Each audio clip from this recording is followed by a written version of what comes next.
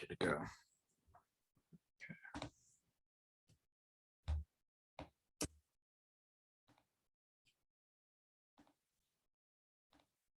Away we go.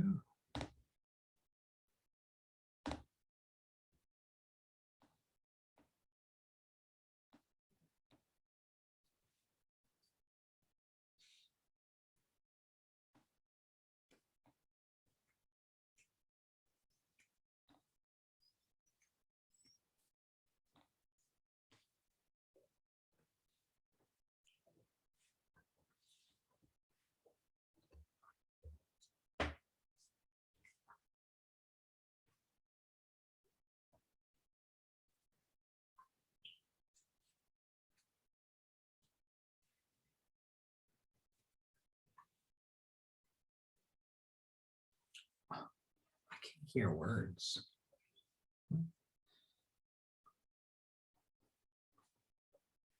What up, nerds, and welcome to another marital episode of Straight Chilling, the weekly horror movie review show where you chill and we kill, slice, dice, and chop up yet another horror movie.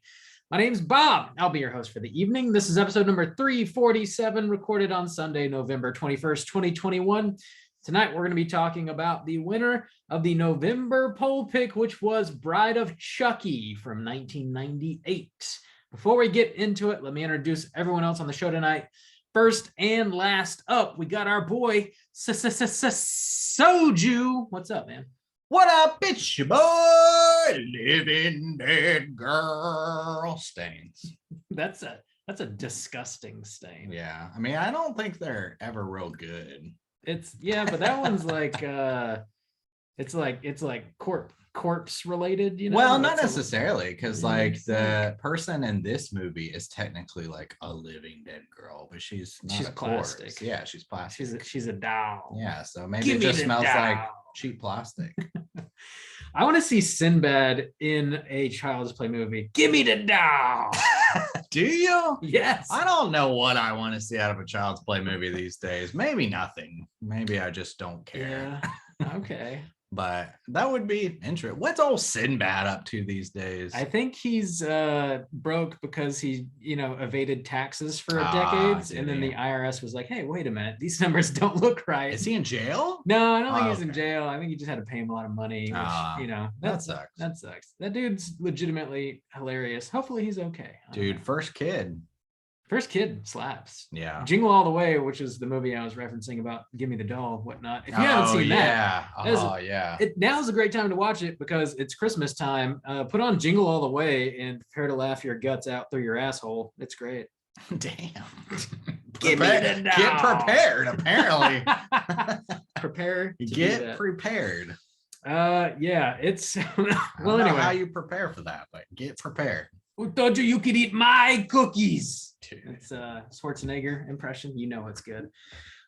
Let's tackle some housekeeping real quick. Here is your final reminder. We got our December poll pick currently posted on our Patreon website. If you support us at the $5 level or above, you get the chance to vote on a movie we're talking about this December. The theme for December is Covert Christmas. The 3 movies to vote between are Body, P2, and Scent. Hey, Bob? Yes. How those numbers looking this week? They've been all tied up, but we're heading into the last week.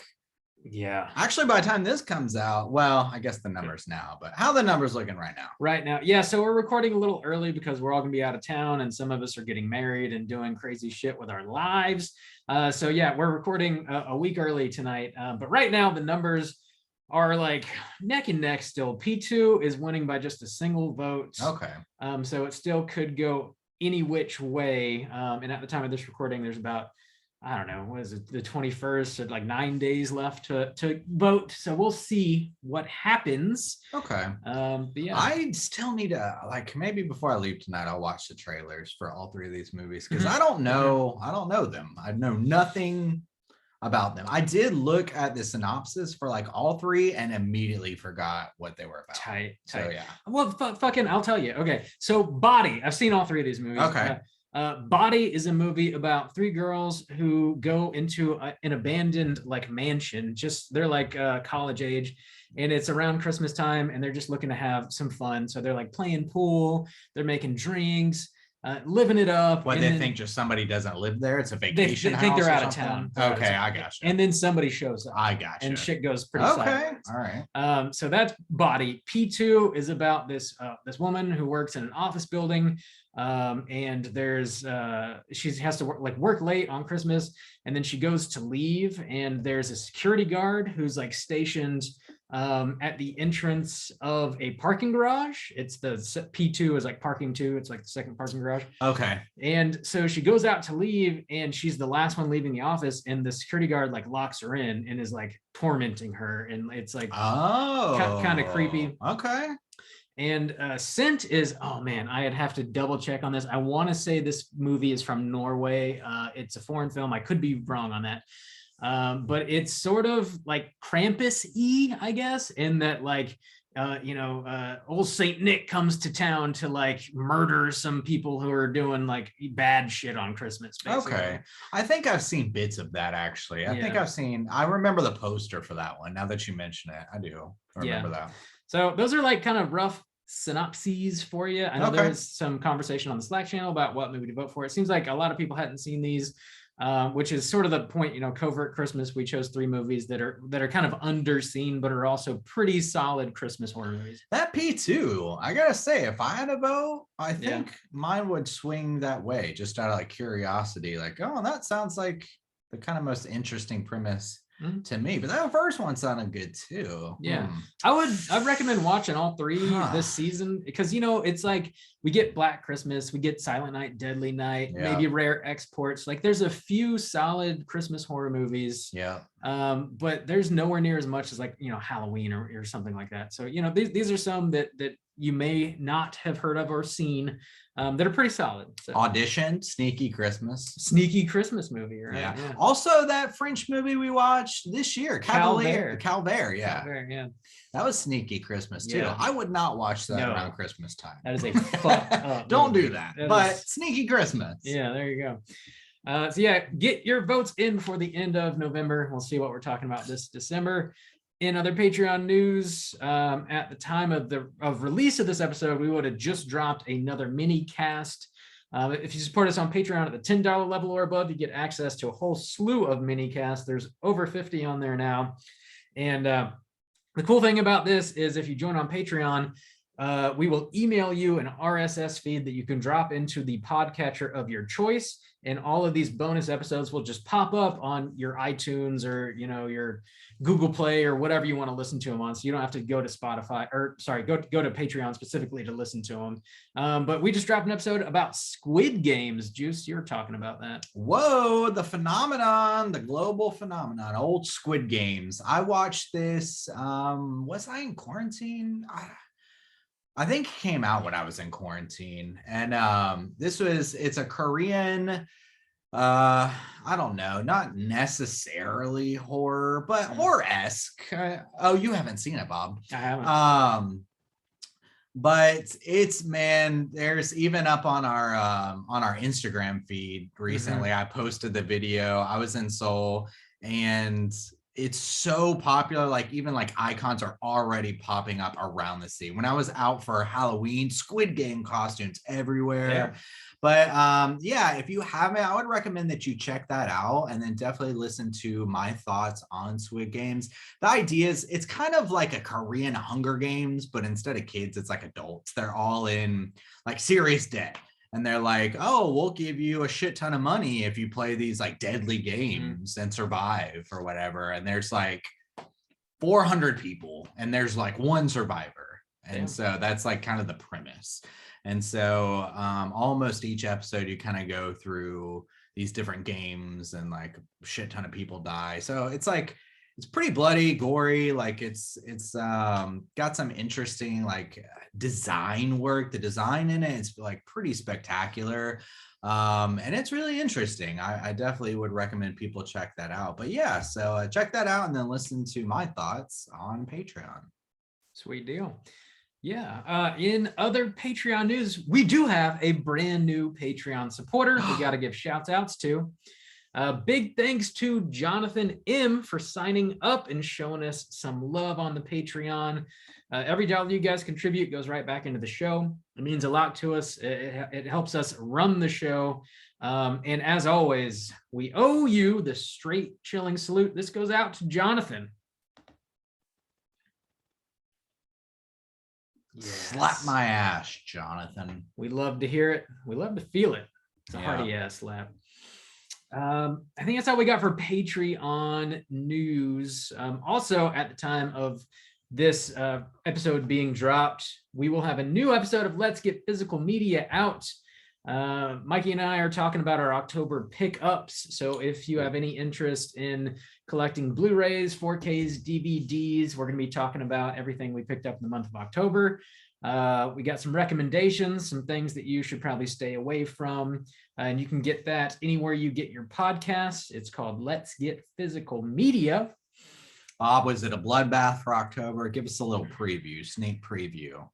Yeah, it was like fairly consistent with what we had been doing for the rest of the year, honestly. It didn't stand out necessarily. Okay. Yeah. All right. Yeah, I mean, you know, if we had gone to Spooky It wasn't Empire last year's Spooky Empire. No, yeah. Or 2 years, 2 years ago? 2 years ago. Geez. That was a bloodbath. Yeah. I can't believe it's been 2 years. I know. What is time? Bob, can you even imagine how much you spent on Blu-rays by now? 2 years in the making. Dude, let us not contemplate. I'm not here to ruminate. Man. At this point, you could have 3 jet skis, Bob. Do you want realize a single jet ski? You could have one for each straight chilling member. Each one. We could all have our own jet ski. A jet ski fucking convoy, a caravan of skis. Dude, yeah. Uh-huh. Yeah, that's not how I want to live my life. I'm not in my 50s yet, okay? That's like, I don't know. That was a thing when we were younger. It seemed like everybody's dad was just like, all of a sudden, I have to own a jet ski right now. Like, yeah. I don't know. One of my family members owned a jet ski. Yeah. Not my dad, but yeah. My dad never did either, but like all my friends' parents did. Maybe because we live on the coast, it was just, you know, easy to drop it in the water, whatever. A lot smaller and cheaper than a boat. True. Yeah, it makes sense. Anyways, check out Let's Get Physical Media everywhere you get your podcasts. Also, another reminder, Justin and I were guests very recently on an episode of Simpsons is Greater Than. Big thanks to Warren over there for having us on. We were talking about a very special episode of The Simpsons from, I believe, season 30.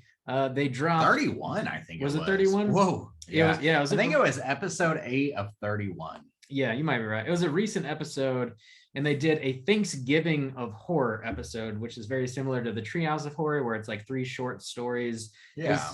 They're all like based on Thanksgiving, but they're extremely gory and gruesome and honestly like pretty fun.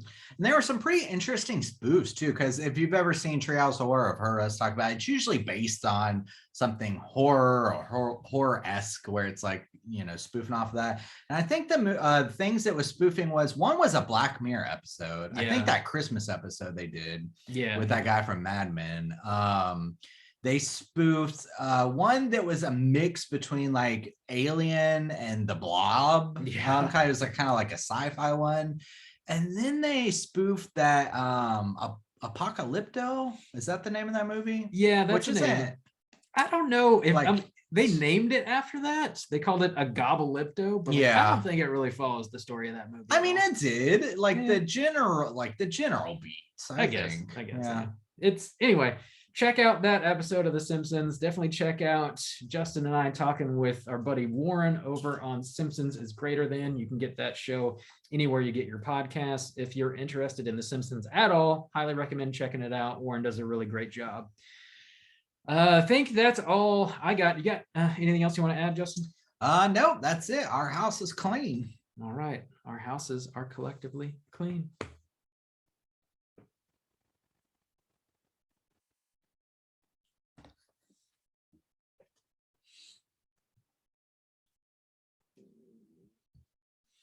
Back on bump duty, huh, Bob? Yeah, back on bump duty.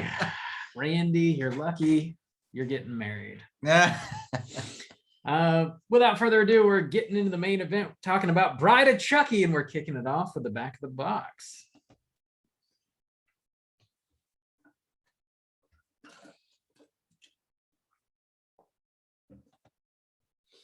All right.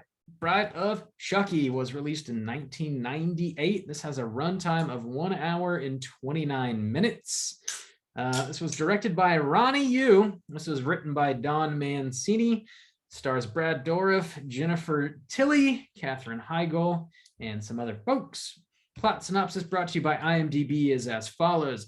Chucky, the doll possessed by a serial killer, discovers the perfect mate to kill and revive into the body of another doll. Juice, had you seen this movie before, and would you recommend people check it out? Bob, I had never seen this movie before, and I gotta stop to say first that I think everyone involved in this situation is going to be disappointed because this was a poll pig. And I think that a lot of people were under the impression they were going to get a good Randy rant maybe from this, because this won against Bride of Frankenstein. Bride of Reanimator. Yeah, Bride of Reanimator. The people chose this like overwhelmingly, this one. Mhm. And Randy is not here, unfortunately, because of his personal situation. But so, his marriage, he's getting married. So I don't know. I think, we had to watch it, and then but the people missed out on, a Randy rant. So I think everyone's just disappointed. I would not recommend that you watch this film. This came out in 1998, and maybe I'll go on a little rant tonight about this era of movies. Seems to be a theme that's been popping up in our personal feed lately, so I want to kind of address that a little bit. But this movie's bad. It's the only Child's Play movie I've seen all the way through from the main series. So I saw the remake that came out like 2 years ago with Mark Hamill in it. That had like nothing to do with this. Yeah. Right. Yeah. None of the actors, like pretty much a different even story premise. Yeah, electronic doll gone bad. Yeah, had nothing to do with souls or anything. Yeah. Nothing to do with the killer. So this is the first one. I've seen like pieces of the other one, but man, what a bad way to start the franchise for me. So no, I would not recommend that you check this out if you haven't seen it previously. Definitely don't watch it as your first Child's Play film, I assume. So Bob, had you seen this before? You put this on the poll. You did this. So the people made us watch it, but it started with your brain. I mean, we all sort of landed on the idea and agreed upon the movies. It wasn't like I went out of my way to say we have to include Bride of Chucky. I certainly didn't say let's include Bride of Chucky. I mean, I didn't. Bob, you did. Whatever. We all agreed on it, and you're trying to blame me specifically. I won't have it. I had seen this movie once before. I've seen all the movies in the franchise. It is not my favorite of the franchise by far. This is the first movie where the creators were looking at the Child's Play franchise and they were like, you know what, let's go full comedy. There's always been like, one-liner here or there that might get a chuckle. But this is full-blown like horror comedy, really like comedy horror. I think that they were trying to like lead with the comedy in this one. I do not think they were successful. I feel like back in the day when people were watching it, it was probably way more impressive. But watching it today, it is really not enjoyable for me. I think some people have some nostalgia for it, but it just it doesn't really work for me. I would not recommend it. Watch the first three. I think they're better than this. Anyway, we'll get into it. It sounds like just not really recommend at all from Straight Chilling Crew. Yeah. Let's go ahead and drop that spoiler warning, and we'll get into the rest of the movie. Here we go.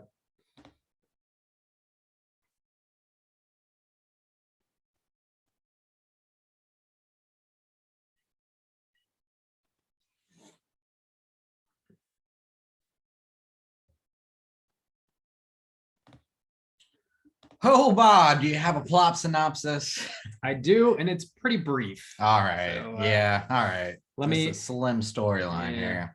Let me blast through the full plot of Bride of Chucky. All right. Tiffany Valentine, who's a former lover of Charles Lee Ray, seduces and convinces a cop to steal the mangled remains of the doll that Charles Lee Ray previously inhabited from the evidence lockup. She takes it and kills the cop. Tiffany then performs a voodoo ritual, returning Charles' spirit to the doll. Tiffany wants to marry Chucky, but he mocks her, so she ends up buying a female doll and drops it in a cage that she has him locked in. Chucky escapes. She kills Tiffany.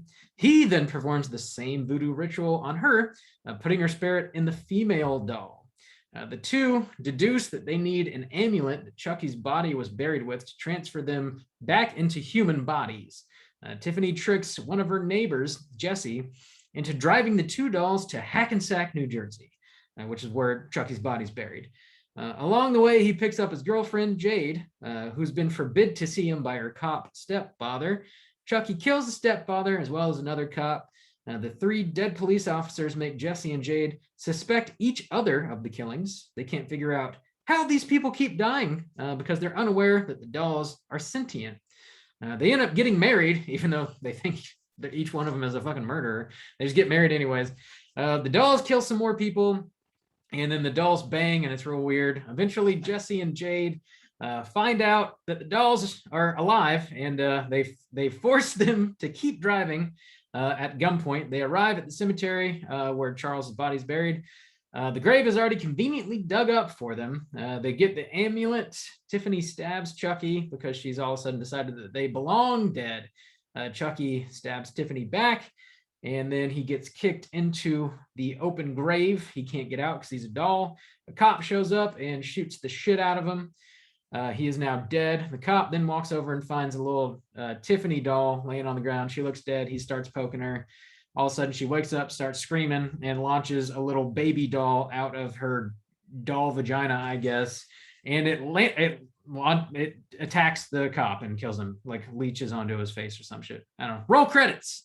I don't think the cop shot Chucky. I think Jade. Jade shot Chucky. Chucky gets shot. It doesn't matter. He gets shot.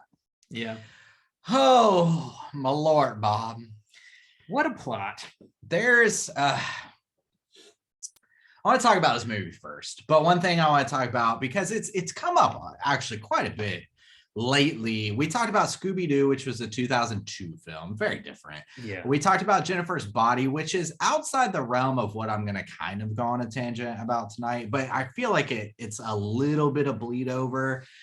But this is a 1998 movie, and I want to start by saying I feel like I want to kind of lock it in as it wasn't like a pure decade, like 2000 to 2010, but I want to say around like maybe lock it in around 97. It's post Scream. So like, yeah, Scream was 96, 90, so like 97. Let's say 97 to 2006. Yeah, 2007. That decade is rough, just so rough as far as horror goes. And some elements I've complained about in some of the other movies we talked about are going to come up again. And so I want to kind of look at this one too in the way of like where some of the late 70s, early 80s franchises just felt like they were like, what the fuck do we do at this point, you know? Because at this point, this is Child's Play 4. Yeah. And, you know, I'm going to go off on a little bit of tangent of things like Jason X, the fucking, what's the Halloween Resurrection? Yeah. Just shit like that kind of fit in with this film about like what the fuck is going on in horror during this like 10-year period that's just so bad. Well, it really is Scream's fault. So like Scream was such a success. People saw how much money it made. They were like, okay, well, we've got these big horror franchises that we've been, you know, unable to figure out what to do with them. Let's dust them off, kind of Screamify them and see if we can make some money. And that's really like why we got this fucking Bride of Chucky movie. That's why we got Halloween Resurrection, Freddy vs. Jason. It's the same director, Ryan Yun. Is that Ryan Yun, I think, who directed this? Ronnie Yu is the director's name, who also directed Freddy vs. Jason. It's got a similar vibe. It's all like because of Scream. And Scream's fucking fault. Fucking Wes Craven. Yeah. Also, like, we love Wes Craven. And what we like, some things I noticed, I was like, God damn, this wants to be Scream so bad. It's very like self-referential. Yeah.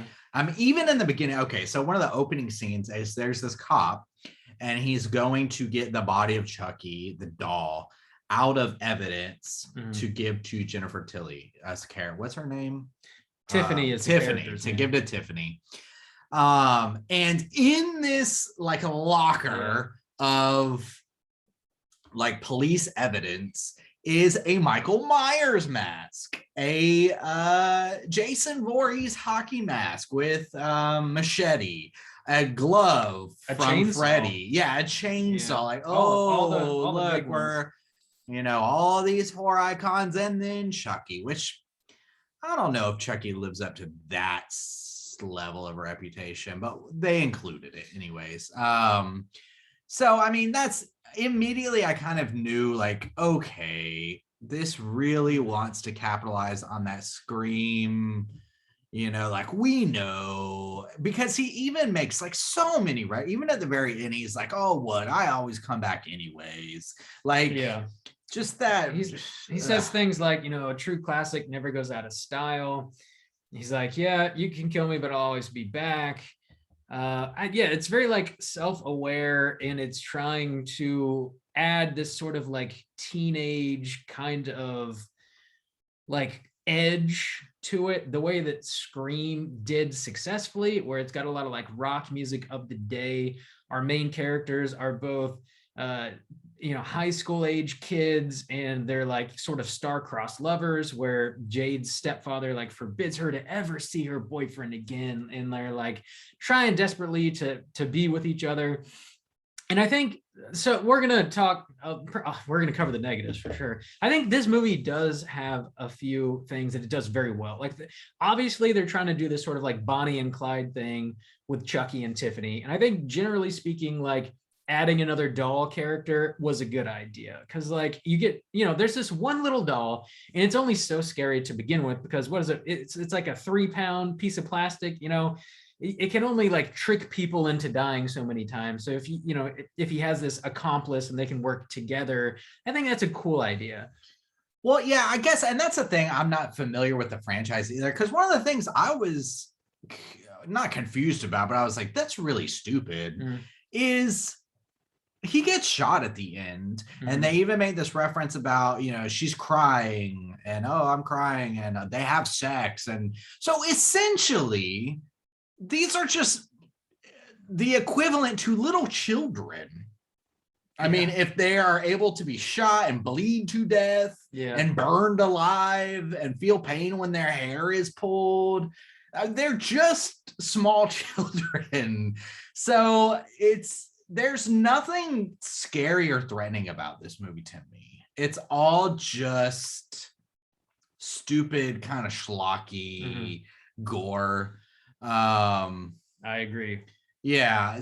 And so it's not scary. Yeah. But I don't think they were really trying to be scary. So I don't think so either. There are a couple deaths in this movie that are like not great, but like sort of out of the box a little bit. It's not just Chucky stabbing somebody to death again, because we've seen that before. Like they even self-reference that, where he's gonna stab somebody, and she's like, that's so. It's almost like they really were banking on, let's make some interesting kills, but they show it to you, which, I mean, it's when you're like doing the self-reference thing, it's hard to critique it completely, because I'm like, okay, they reference that, but like they want to reference that. They know that they're referencing it. It's not some slip up or anything. Yeah, he even says something like, oh, that's so 80s. And there's another line he drops. It's like, oh, this plot would require at least 3 sequels to 3 or 4 sequels to explain. Yeah, because they're like, how are you alive? Or somebody's asking, oh, that would take 3 or 4 sequels. This is number 4. Like, Jesus. But they do have like when the cop stepdad dies, like the airbag, they rig that up where they cut the airbag line somehow, and it like shoots a bunch of nails in his face. Like, that's kind of neat. Probably the best one or most like memorable one for me is where the couple, they're having sex on a waterbed, and there's a mirror above them, and Tiffany throws a bottle of champagne at the mirror, and shatters and all these glass shards drop onto him, and the waterbed fucking explodes into blood. It's like ridiculous. Yeah, I didn't like that one because we saw this with another movie from this time. I don't think it was Scooby-Doo though. I can't remember which one. Like a but no, where the glass is falling and it's clearly meant to be some kind of like goofy 3D gimmick thing. And I was like, man, were they doing 3D back in 1998? I don't think so. No. Yeah, but it felt that way to me. Yeah. And I feel like we just watched a movie that came out maybe a little bit later recently where I was like, oh God, look at that look at that 3D gimmicky shit or whatever. So I don't know. I can't remember, man. I feel like 3D really came around in like maybe 05, 06, like when it first started. Yeah, that seems about right. But then when did Piranha 3D come out? That's a good question. That's like 2008, man. I'm guessing. Okay, I'm gonna look it up. Okay, yeah. You can do some quick googing on that. I don't know. I dig that they do this sort of like Bonnie and Clyde like road movie where they're like natural born killers almost. They're just on the road murdering folks. And I think obviously like dolls can't fucking drive vehicles, and I think they sort of write around that problem in a way that is logical and makes sense. Like they got these teenagers, they need money because they want to be together, they want to like elope or whatever. So yeah, sure, they'll drive these dolls to this random location in New Jersey for $1,000. Like I think they problem solve with that, because like, how do we get these fucking dolls on the road killing people? They figure it out in a smart way, I think. I think so too. I would agree with that. And for somebody who's not familiar with the franchise, I will say it was a little confusing at first because it seemed like to me the way they introduce these characters, I'm assuming now after having seen it that these are all new characters. But when it first happened and you come to find out that the girl is adopted by her uncle because her parents are dead, I thought she had something to do with the previous franchise, and that would explain why her parents are dead, because they were murdered by Chucky. So I thought she kind of had some history. So I was kind of waiting for that. And I feel like that was a weird way to kind of start it. It's like, no, it's her uncle. It's like, if I don't think that's the case, I guess it's a possibility, because like Don Mancini like wrote all these movies. He kind of controls the franchise, and I mean that could be a deep pool that I just missed because I'm not super into the franchise. But like the first 3 movies are like sort of the Andy Barclay trilogy. Like Andy's the little kid from the first movie, and the first 3 movies really do kind of like center around his family and him, and like him growing up with this like really fucked up trauma about this murderous doll trying to kill him and his mom and stuff.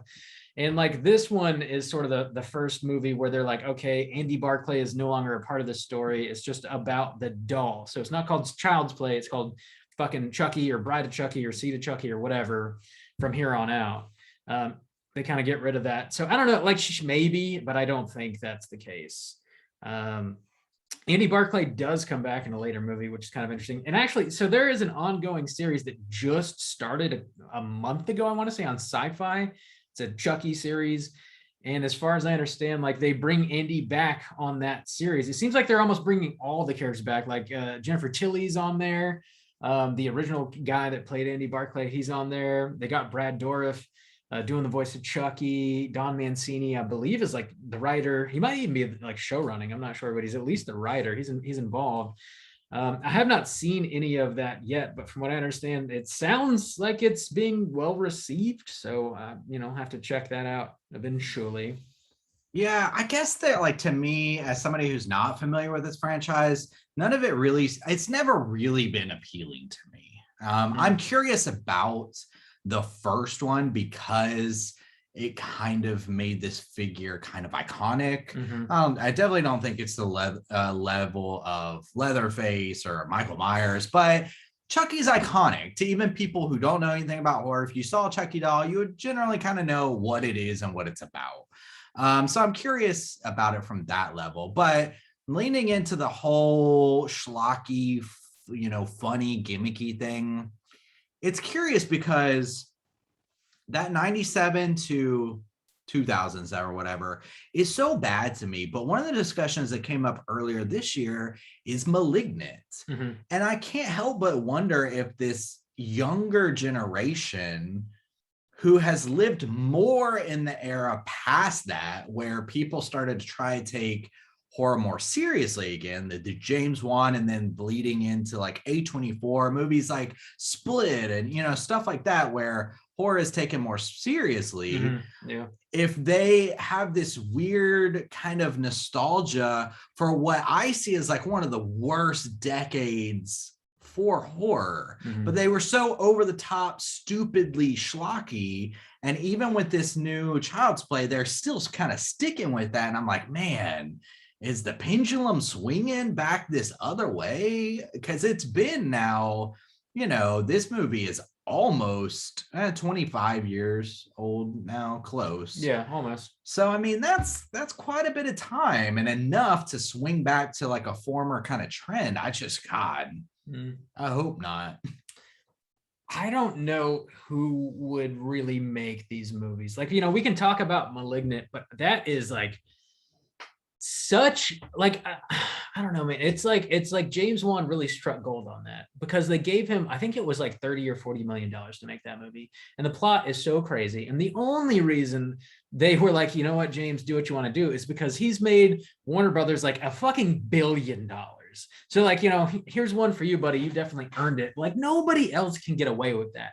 Now, you might want to go to Blumhouse and they might fund your movie where you could make some sort of like crazy, goofy, off the wall kind of plot, but they might only give you like 5 million. Yeah, and at least I guess they seem to screen things better, because they did do Happy Death Day, and then even we covered specifically Happy Death Day 2, which was pretty much just a comedy at that point. Yeah, I agree. So I mean, there are things popping up, so maybe they could.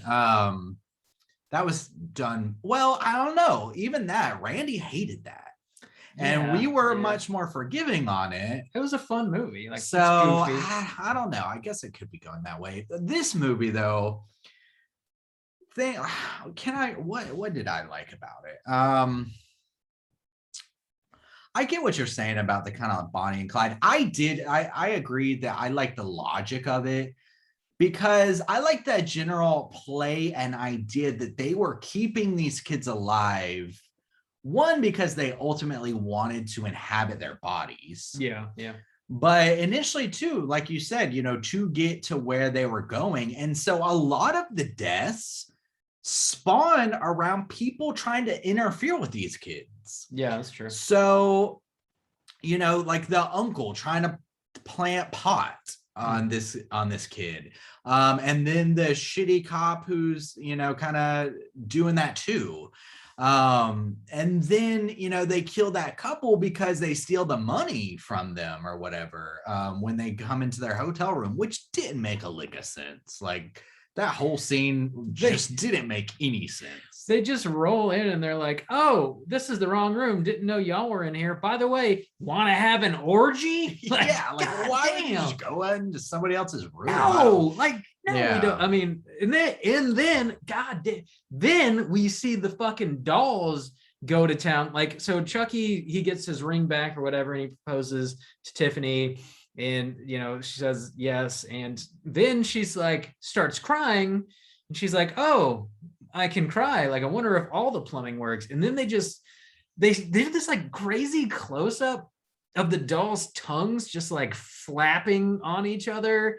And it's like really unsettling and weird. And then it cuts to like a silhouette of them just full blown banging. And it's like such a strange sequence to witness. Yeah. And it does in the end pay off because of the ending, I think. Yeah, I mean, if that's where they wanted it to go. Yeah. Which is where they took it. Yeah. And they made a full-blown fucking sequel, C to Chucky. So like they went full tilt with that.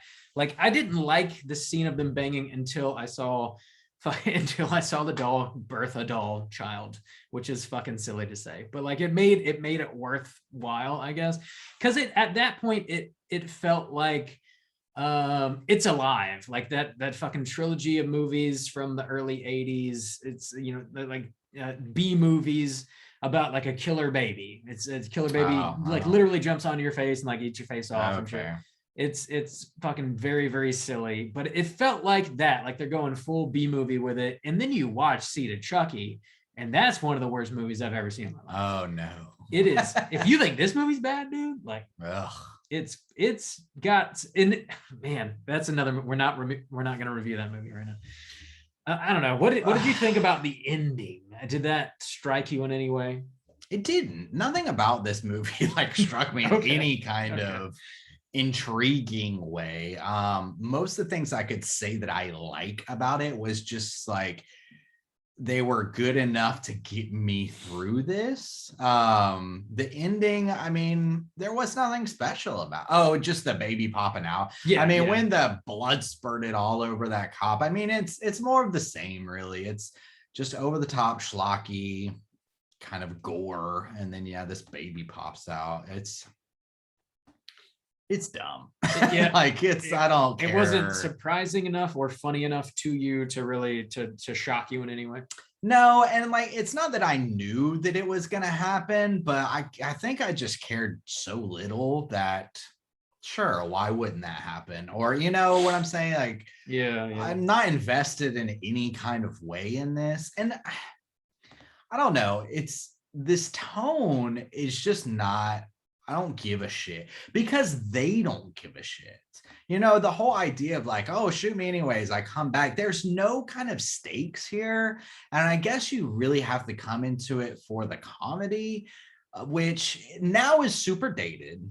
There's some things I can get kind of a chuckle out of because of their datedness. Like, for example, that guy is clearly supposed to be spoofing Marilyn Manson. So you're talking about the character Damien.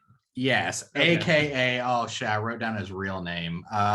Brian Fitzwater or something like that. That's his name in the movie, or that's the actor's name? No, that's his name in the movie. Okay. Because remember they do this news story, which that actually did get a pretty good chuckle out of me. Yeah. Because if you look at old pictures of like Marilyn Manson when he was a teenager, he kind of looks like how they portrayed this guy. Yeah. And they did him out like all Marilyn Manson-esque. I mean, I felt like that was pretty intentional. And that was at the height of, 1998. That was he was a big Manson. Deal. Manson was a big deal. I feel like that was specific to Manson. Yeah, I mean, there's not one but two fucking Rob Zombie songs in this movie. So like that was the era. I wanted to pull up the Spotify playlist. Oh, hang on real quick though. That kind of got a chuckle out of me. So, but it's all super dated. Like if somebody that was 15 that watched this, they would have no idea. I don't think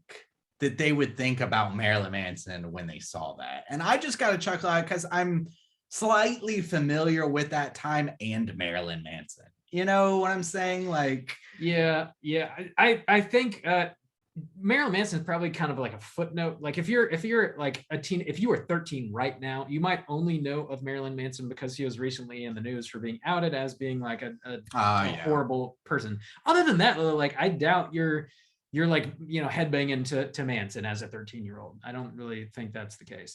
Actually, Bob, to correct you, there's only one Rob Zombie song in this movie. The second is a White Zombie. Ah, you got That's me. where they get you right there. Yeah. Different artists. You can get away with it that way. Yeah. Thunder Kiss 65 and Living Dead Girl. There you go.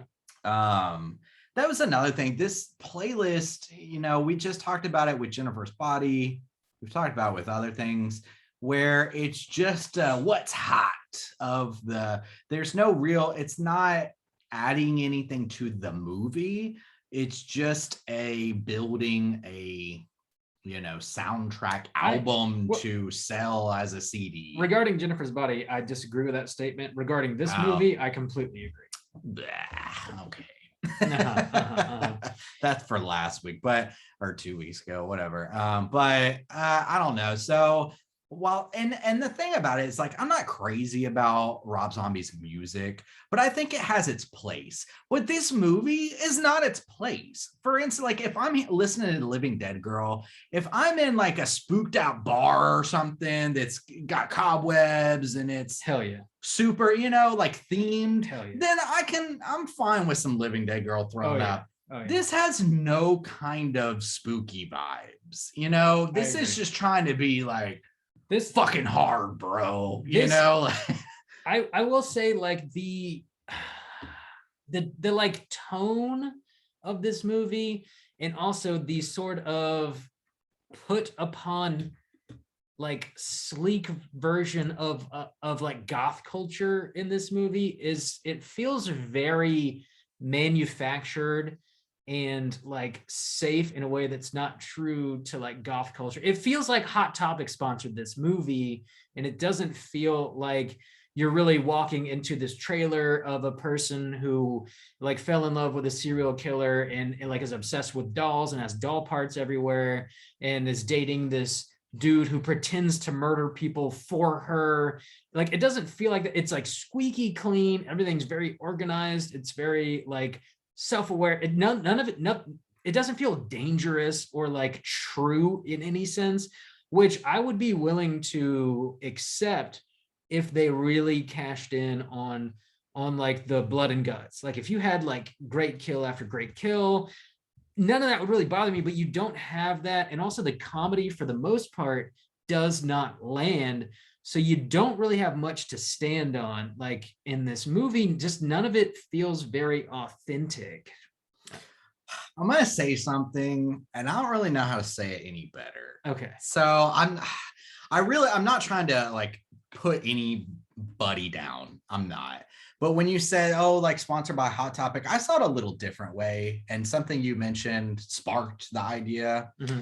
So I'm sorry, because I don't know how to say this any other way. But again, I'm not trying to put anybody down specifically. That's just the only term I can think of to properly describe what I'm thinking. This movie feels very trailer trashy. Okay. And I mean, at one point, Jennifer Tilly is living in a trailer. And I'm not putting anybody down who lives in a trailer. What I'm talking about is the trashy stereotype that's often associated with that, which I don't think there's anything wrong with living in a trailer. Just, I'm talking about like the idea of just the kind of just like trashiness of it. It feels like just like a trashy kind of movie. Like, look at these dolls fucking and living dead girl, bro. And I feel like it wants to be. No, I agree. But I feel like it's not really, to be honest. Like, it feels manufactured to me. I mean, I guess it's manufactured trashy, but I think it's trying to appeal to an audience like that. Yeah, somebody who wants, I don't know, probably like a teenager looking for something edgy. Like it is probably, or just like super immature adults. Potentially, yeah. And like, oh, I watched this movie. These dolls are fucking, holy shit. Like, you know what I'm talking about? It's like, okay, cool, dude. Like, yeah, I mean, Team America took that concept to a whole nother fucking level. Yeah. But yeah, I don't know. Yeah, it's definitely like trying to have an edge to it. And I feel like in 1998, it probably did. Like, we might be doing it a bit of a disservice here because neither one of us saw it when it came out. Yeah. So it's hard to talk about it through that lens. We're really talking about it with like 2021 goggles on here. And we've seen like fucking Serbian film, you know, like this movie doesn't really have an edge, but it feels like it's trying to manufacture one, and it doesn't really stick the landing. So like one of the themes in this movie, an idea that it's playing with, is like the two dolls are trying to one up each other regarding like inventive kills, and they're sort of like hatching these like crazier and crazier ideas, and they only do it like maybe twice. But I like that idea. Like the true like Bonnie and Clyde sort of like heart of this script is like, man, they should have just like kept doing that. And like by the end of it, just, you know, I don't know, just do some real crazy shit. And that, honestly, if that should have been the movie to me, like I would have enjoyed it more, I think. And like at the end where they turn on each other, it's kind of like, well, that doesn't make sense because they spent literally the entire movie trying to get here to get into human bodies. Like, why would that happen? I don't know. Honestly, that kind of is the movie, though. Yeah, kind of. I mean, the first kill, when they say, like, don't stab somebody, that's so blah, blah, blah. I mean, they kill the guy where this 3-esque pound doll sits on a pillow. Like, that wouldn't kill anybody. But so that's the first kill. The second kill is where they specifically say, like, oh, you know, do it interesting. The nails. Yeah. Then You get They the blow the up. cop car up, which all three of those were Chucky. So when you're talking about the back and forth, then really Jennifer, the first kill is Jennifer Tilly cutting the cop's throat. That's true. That's true. Yeah. Anyway. But then and then the kid gets hit by the semi. Right. Yeah. And explodes, which is pretty funny. And then there's one, or maybe right before that was the waterbed one. I think that's before the kid explodes. Yeah. The kid explodes. And then the kid explodes, and then the cop gets eaten by a baby. Well, they steal an RV and end up killing the people who own the RV too. You remember that? No. They steal an RV and make these people drive, or make the kids drive them. And actually, no, I think they kill them off screen. And we see them. Yeah, when they said, "Oh, we gotta get," that's right, that's right. We gotta get out of this van or whatever. That's true. Yeah, we don't actually see them die, so I guess that doesn't really count. So I mean, that kind of is the movie. Yeah, it's just like not. It doesn't go far enough, I guess. Yeah, I know. It doesn't, like, this movie. I don't hate the idea of it. I really don't. Like, if I'd never seen this movie and you described it to me, I'd be like, you know what? That sounds like a great idea to like carry the Child's Play franchise forward in a new way that could sort of like reinvent the series, because like a killer doll is goofy. So like make it self-referential and comedic. Why not? Like that makes perfect sense. Yeah. I just feel like they didn't go far enough with the ideas they had, but I like the ideas that they had. I don't know. It doesn't fully satisfy in almost any way, I guess. Also, like the dolls themselves, like the Chucky doll looked okay, but the Tiffany doll like looked kind of like shit to me. Like the way they both look like shit to me. Really? Yeah. Yeah. The lips. Like it looks like an animatronic or whatever that they built, which it was a robot, which I'm sure was fucking hard, and it probably looked about as good as it could get, honestly, outside of some fucking Jurassic Park shit. No, because I know you haven't seen the original, like you mentioned, but they look better in the original. Oh, okay. Well, the Chucky doll does. Tiffany wasn't around. Yeah, they looked bad to me, and then just. Like she's cutting her hair and dyeing it to look like herself. I'm like, where'd she get these little boots? I like stupid. Honestly, so some things that I did like. I thought the Damien character was actually probably the funniest part of the movie. Like when that dude rolls in and he's such a fucking goon, and he's got his fingernails painted, and he shows Tiffany the Polaroid of like this dead body, this dude he fucking killed, yo. And she's like, oh, those nails look familiar. And it's like, you caught me. I agree that was probably the most, like, as far as comedy landing, but also at the same time, it felt dated, and it was like, let's target a group of people that are easy to make fun of because they're lower, or like seemingly lower in society. So where, like, I don't know, it kind of, and we kind of saw that last week too with Jennifer's Body, where I was like, I mean, it's kind of fine to make fun of the goth kids, but like, is it really? Like, it feels like low-hanging fruit to just, it feels like a cheap way at comedy. Like, these aren't like good jokes. It's just, these are outsiders in society that are maybe a little ridiculous, sure, but it's like, I don't know. It felt like low-hanging fruit to me. Man, I gotta again just disagree with you on Jennifer's Body. The Colin, I think Colin was his name. The goth kid, or the emo kid, I think in Jennifer's Body, I thought he was like one of the more endearing characters in the movie. Like, he might be dressed in a way that you don't really dig, but like, I kind of specifically meant the kids at his funeral, not to give any spoilers away on. Gotcha. Anyway, I thought that character was pretty endearing. The guy here you're right, is completely written as a joke of a person. Like his whole character is for jokes. Yeah, and I think they're funny. But like, it doesn't seem demeaning in a way. Like, I don't know. I could be wrong. I would have trouble thinking that like somebody who is like a part of like the underground, like goth BDSM culture, watching this and like actually being offended by it, because it is so dumb. Like, it's not making any smart or accurate points about anybody. It's just dumb. Yeah, I guess that's what I say. It's like low hanging. It is. Yeah. Yeah. I don't Like, know. oh, let's put him in this like leather thong or whatever, and just the fishnets. It's like, yeah, I mean, it does look ridiculous. It's low hanging fruit, but it is, to me anyways, like probably the funniest the movie gets. Yeah, I guess, but I mean, still, I think that's still giving it too much credit a little bit. I found those scenes kind of interesting because you're still getting to know this character, this woman. You know, she only gets turned on by people killing people, so she like only will sleep with this guy if he's killed somebody, and so he tries to fake it by taking a Polaroid of himself. I gotta give a shout out to Randy because he's not here to do this himself. He would totally be like, this motherfucker is the most edgelordy motherfucker we've ever seen in a movie. Incel. Yeah, Randy, all of Randy's hot button words would just be dropping. Oh man, Randy would have hated the shit out of this. It's got that. So this is the same director. I want to come back to this shitty era of films. This is the same director though that did Freddy vs. Jason, and I think out of all of this realm of shitty movies, that's probably my favorite.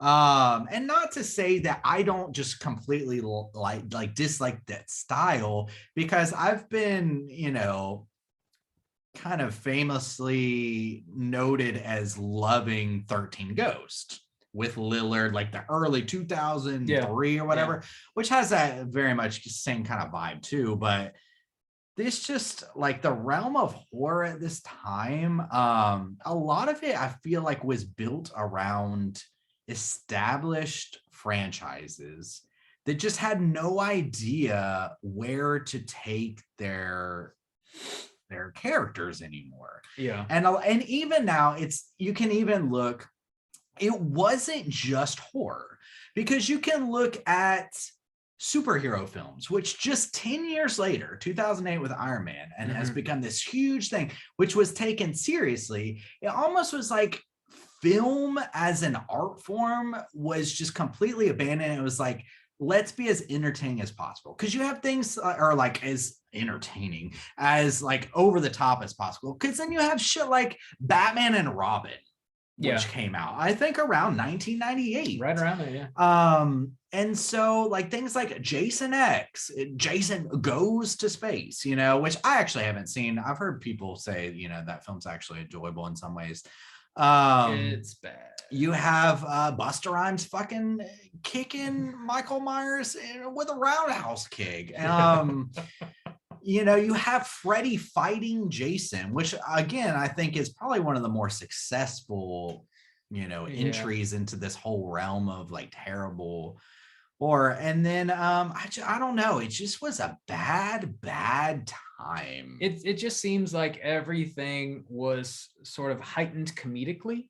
Like maybe comedy was a very it was a driving factor, I guess, for like cinema in general back in the day. And now I feel like, you know, I mean, there's like some comedy in movies, but like people don't make straight comedies anymore. That's true. Like those don't exist. If anything, we get like very heightened dramas now. Like, you know, you watch a Marvel movie and it'll have jokes in it.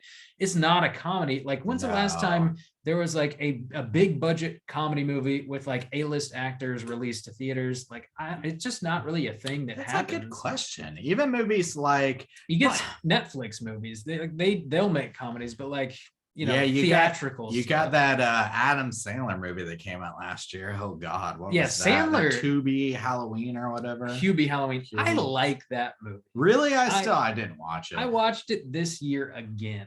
Oh, Bob. It's like it's dumb as hell, but like some of the jokes are funny. And that movie's like, dude, the decoration budget on that movie had to be like $3 million. It is the most Halloween vibed fucking thing. And they actually shot it in Salem. It's like, it's great Halloween vibes. It's got some really dumb fucking jokes that tickle me anyways. Yeah, I just tried to look. I typed in comedy movies 2019 because 2020 was weird. Yeah. Shazam came up, but like you said, Marvel, it's not Toy Story 4 for some reason. Zombieland, Double Tap. There's no Wedding Crashers. Yeah, exactly. There's no Old School. There's no the Will Ferrell, Adam Sandler. But now I will say though, Mm. here's the thing though about and even kind of this film with that type of comedy, it doesn't age well. Well, I some of that I agree with. I will say, like, comedy did well, I mean, it's always evolving, but like, sure, like comedy films evolved. I want to say like the last sort of bastion of comedic films that like had A-list actors that were released in theaters were like, you know, like Seth Rogen and his crew with what's the director? Yeah. What's that fucking director's name? God damn, I can't think of his name. The Knocked Up guy. But even the horror one that they all did that we cover, like Into the World or whatever. Yeah. With Franco, but see, Franco's in trouble right now. Yeah. People need to get off the internet. Judd Apatow. So like, yeah, that's what yeah. The Judd Apatow like crew. I feel like speaking of Knocked Up, Katherine Heigl was in that. She's in this movie. Yeah. That was sort of like the last bastion of like accessible like comedies that like actually made money. And like after that, I feel like people are scared to gamble on a comedy. I don't know, probably because I could see that. You don't know what jokes are gonna be taken a certain way, and like I don't know, you probably couldn't make those movies. Like you definitely couldn't make a fucking 90s comedy now, but like I don't even know if you could make Knocked Up now. Like, is that like an okay movie? Yeah, but then again, like going back, we on like Old School, Wedding Crashers, and then the one with oh god, what's his name? Forgetting Sarah Marshall. No, that one's great too, though. Oh damn, the high school kids on their last like night of the McFogel, whatever. Oh, you're fucking super bad. Super bad. God damn. What's that name? Fogel. Damn. McLovin is McLovin. I was thinking McPoyle. That's why. Fogel. His name wasn't his name Fogel? And then I was thinking McPoyle because I was thinking of like swirly ass people. Anyways, I can't remember the character's actual name, but McLovin was McLovin on the ID. I don't know. That should be the name of the Slack channel. Fogel. Anyways, that was a bit of a tangent. We can bring it back to this movie. This movie, I don't think so. A problem with this kind of comedy is it's dated and it's not fun. Not to me, you know, maybe people who didn't live in this era might find it funny, but I don't think so. I'm sure somebody finds this movie funny or elements of this movie funny, but I don't think it ages particularly well. And maybe it was funny at the time, but I have a hard time like seeing that, and I just don't think it really brings anything anyways. Yeah.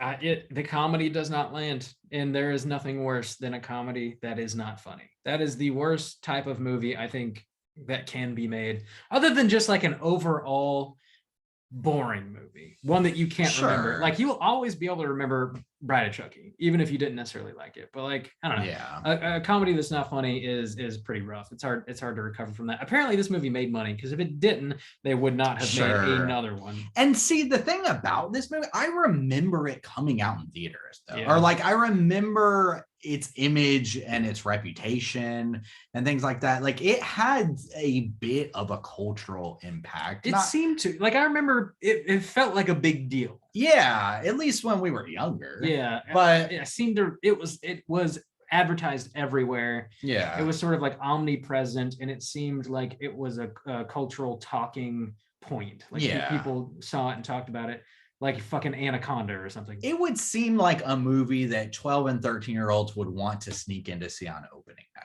Yeah, like it feels like that kind of movie, or sneak from their older brother once it came out on VHS or whatever. Like that, it feels like that kind of movie. And again, it's got that kind of trashy feel of 12-year-olds might think this is edgy and funny, but who else does? You know, like outside of that. But like you said, it made money, so I don't know. I feel like getting into the 2000s, I feel like the tide started to turn for horror. Like there were some movies that I don't know, like Jeepers Creepers was right around 2000 or maybe 2002, and like fucking Joyride was right around the time, like Vacancy, and then Paranormal Activity ended up coming out. The Strangers, 2006. Fucking straight, yeah, something like that. Paranormal Activity was like what, 2007, 2008, maybe. I mean, like the tide kind of started turning, and then once you get past like 2010, like that decade, like 2010 to 2020, like things like really kind of took off. But I feel like early 2000s the tide started to turn a little bit. Like not everything was a banger, obviously, but like I feel like this was sort of the end, you know, like Scream kicked it off, and then like mid 2005 or whatever was sort of the end of that. People were like, okay, we made all the money we can off of self-referential high school comedy type horror, and then shit got better. I don't know, there were some bangers for sure. The Descent, dude, yeah, so good. Saw, 28 Days Later, and then there were some that hit on that comedy, but that did it better. So like Dawn of the Dead. Yeah. That's a great remake. I mean, I'm sorry, not Dawn of the Dead. Shaun of the Dead. Shaun of the, but no, god damn it. What's the one that Tarantino's in? Oh, From Dusk Till Dawn. From Dusk Till Dawn. Yeah. That's what I saw this poster, and it was very orange and and red, and I was like, it just, my mind triggered, and I wasn't actually thinking. Tight. So yeah, like From Dusk Till Dawn, yeah, that's got like a over the top kind of comedy level to it, but it actually lands for me a lot better than this movie. But whatever. I don't know, we're getting into a bit of like a history lesson. We are, but what else are we gonna talk about from this movie? Like, do you have any more notes? No, I think I kind of touched on all the main points, and it's definitely time to land the plane anyways, so let's go ahead and rate this thing. If you got anything else you want to add, obviously feel free to. Out of 5, Juice, please kick us off. How do you feel about Bride of Chucky? Yeah, I don't know why everyone voted for this. Explain yourselves. Because I'm going to go through the notes. Again, I took some notes. And, again, the music, the references to things like Michael Myers and Freddy and Jason and Texas Chainsaw Massacre. Voodoo for Dummies. If there isn't anything more fucking dated in this movie, is the book Voodoo for Dummies. There was like a bit of bitterness for me when she was in the tub and she was watching Bride of Frankenstein. And I was like, you sons of bitches out there making me watch this. I think my favorite joke, and it wasn't at the expense of the person, but the Brian Fitzwater or whatever, that guy, I just feel like that is such a Marilyn Manson moment, and for some reason that just kind of like tickled me in an okay way. I thought that there were 3D gimmicks going on with the glass. I could be wrong though. And then just the references of, that's so 80s. It's going to take 3 or 4 sequels. I don't know. This just feels like the same. This feels like the equivalent of film from the same era that, Limp Bizkit and it feels like a Kid Rock album, but for film. It feels like that, even that kind of trashy level, and again, I'm not, if you like the first Kid Rock album or any Kid Rock, I'm not saying that you're a trashy person. I'm saying like it feels like yes, this. That's exactly what you're saying. Well, it feels like what Kid Rock was to music at the time. It feels like this was for film. My name is Kid. Oh God. This movie, I don't like it. And, maybe if I saw it when I was younger, when I thought like, oh, it was edgy or something, maybe I'd have some kind of nostalgia going on for it or something. Because, I do like 13 Ghosts because I watched it when I was younger. So maybe that movie is just as trashy. I don't know. Maybe I'm a trashy person. You are. But I don't like this movie. I thought it was really dumb. I thought the dolls looked really bad. The self-reference stuff just didn't land for me. Some of the kills were entertaining from just a kill schlocky gore standpoint. I think my favorite one was the nails to the face, because then the dude wakes up later and he's trying to escape or whatever. I was like, that's pretty fucked up. And then the waterbed one was okay. The kid explaining the truck, I mean, that's kind of dumb, but I don't know, the cop car exploding, I guess, was okay too.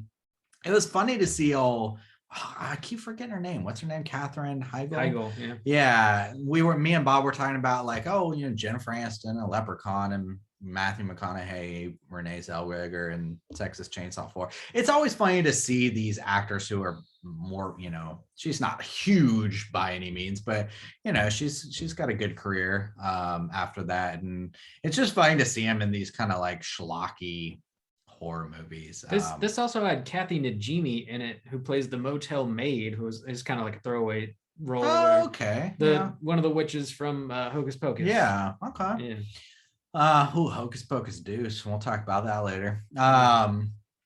Anyways, I don't like this movie. I don't think it offers any kind of like interesting cultural value either. I think it's all very dated and in the worst kind of ways. I hated watching this fucking movie. I'm gonna give it a half star. Damn. Okay. Yeah, it's bad. Bob. Yeah. Out of 5, what are you giving Bride of Chucky? I don't think I hate this movie as much as you do. It definitely felt like a bit of a slog to watch. Comedy didn't really land. I did not enjoy the dynamic between Tiffany and Chucky. It was just like very negative and very hateful. So like you immediately kind of reject both of these characters. And then you've got these teenagers that are sort of assigned to like drive them across, state lines or whatever. And they're not really, you can't identify with them either. The characters are fleshed out, I guess, but they're like caricatures. They're just like, oh, we're teenagers in love. We got to be together. Fuck our parents. Let's fucking run away. So like, there's nobody to assign yourself to. You're just sort of you're watching this movie and like a series of events are happening and like, you're not invested in anybody really at any point. So there's like not a whole lot of laughs. There's not a whole lot of really inventive kills. It's just, the movie just kind of like washes over you. To be honest, I thought the end was pretty hilarious and it stuck out to me. I dig that they kind of went like full B movie. I just wish like the whole movie had been that. If it had been like full blown like splat stick, like really outrageous and over the top, I probably would have loved this. Give me some more like Dead Alive vibes in there. I would have been all about it instead of this like kind of like, I don't know. It's just a Scream ripoff, is what it is. Like Kevin Williamson didn't write this movie, so it's not as good. It's only Kevin Williamson can really do that. Anyway, it's got some okay kills. They kind of write themselves outside of some problems in a way that I think is smart and probably pretty difficult to do. I dig that Don Mancini, the creator, still involved in this movie, wrote this movie. They kind of got the OG crew back. Brad Dourif, doing the voice for Chucky. Pretty cool. It's just not a great movie. I'm going to give it a 1.5. That is going to put our aggregate at a 1 star. Let's go ahead and jump to the Rotten Tomatoes segment and see what the critics and users think about Bride of Chucky.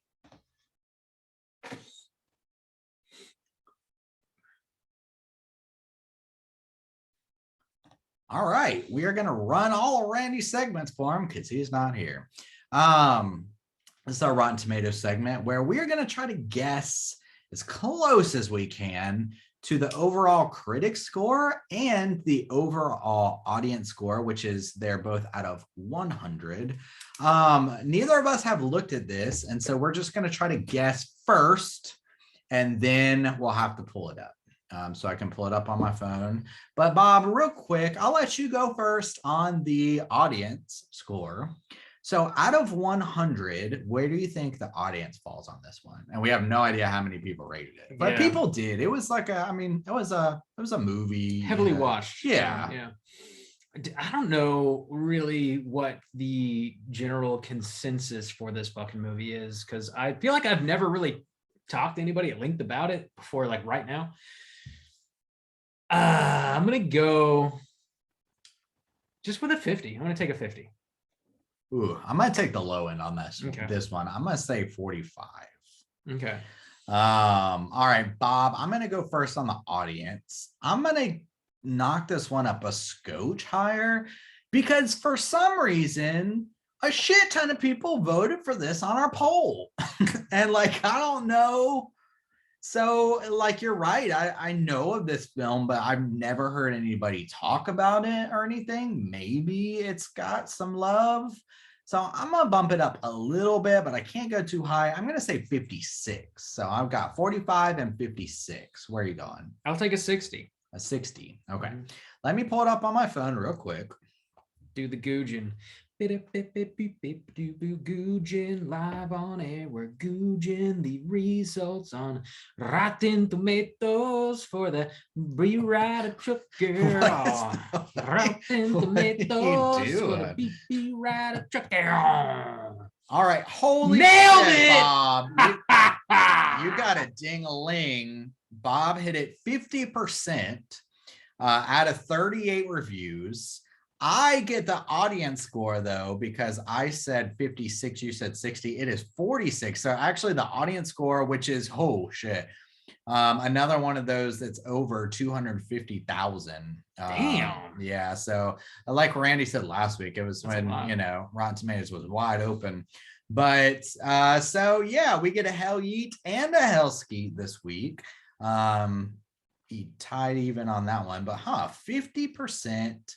46. None of this is fresh though. This movie is certainly not fresh, but ours was a 20%.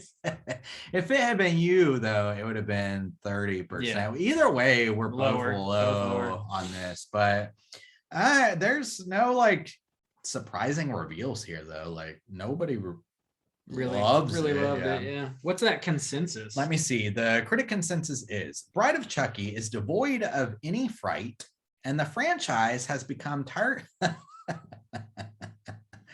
And the franchise has become tiresomely self. Wait, what is that? What is shit? What is the word? Bride of Chucky is devoid of any fright, and the franchise has become tiresomely self-parodic. Although horror fans may find some pleasure in this fourth entry's camp factor. Parodic. Self-parodic? Yeah. Like just parroting itself? Yeah. Self-parroting. Yeah. Oh, I know what you did last summer is right underneath that, and it's very low. I haven't seen that movie in a long time. I shouldn't look at these. It is okay. Also Texas Chainsaw Massacre 3. Damn. Seed of Chucky. This is what's linked to this film. 13 Ghost, American Haunting, Seed of Chucky, Texas Chainsaw Massacre. I Still Know What You Did Last Summer. So nobody really likes this movie. You got a funny negative review you want to read? Oh yeah, I forgot Randy does that. You have to like scroll so far. Randy's job is hard, dude. Get that thumb workout. No, it's so hard to scroll on your phone. It's so hard. There's a huge Candyman ad that like makes me scroll through. That one is like there's several that are negative but just say nothing. Sweet. All right. 2 of them. There's only 4, and they pretty much say the same thing. Bride of Chucky strings together a series of humorous asides and knee-jerk shock tactics. All right. Rating D. We will take it. So yeah, I guess 1 out of 4. All the negative ratings have it 2 out of 5, rating D, rating C+, and a rating 1 out of 4. Oof. Oof. Sounds like it's totally time for trivia. Oh shit, yeah. Damn, I guess I should have let you do Rotten Tomatoes. I was gonna. I'm doing. You jumped right. Oh, really? I'm sorry. I didn't realize that. It is fine. It is fine. All right. Well, I made you read the plot synopsis anyways because I didn't know parodic. Yeah, I've never heard that before. Me either. Okay. All right. So parodic. Is that a word? Did they make it up? It's on the internet, dude. Dude, I guess so. Self-parodic? What the fuck? Anyways, all right. Trivia. There were some in here that I thought somehow made this or would have made this movie worse. Or I don't know. So this is Brad Dourif's personal favorite child's play movie. Brad, what are you smoking? Holy Where can I get it?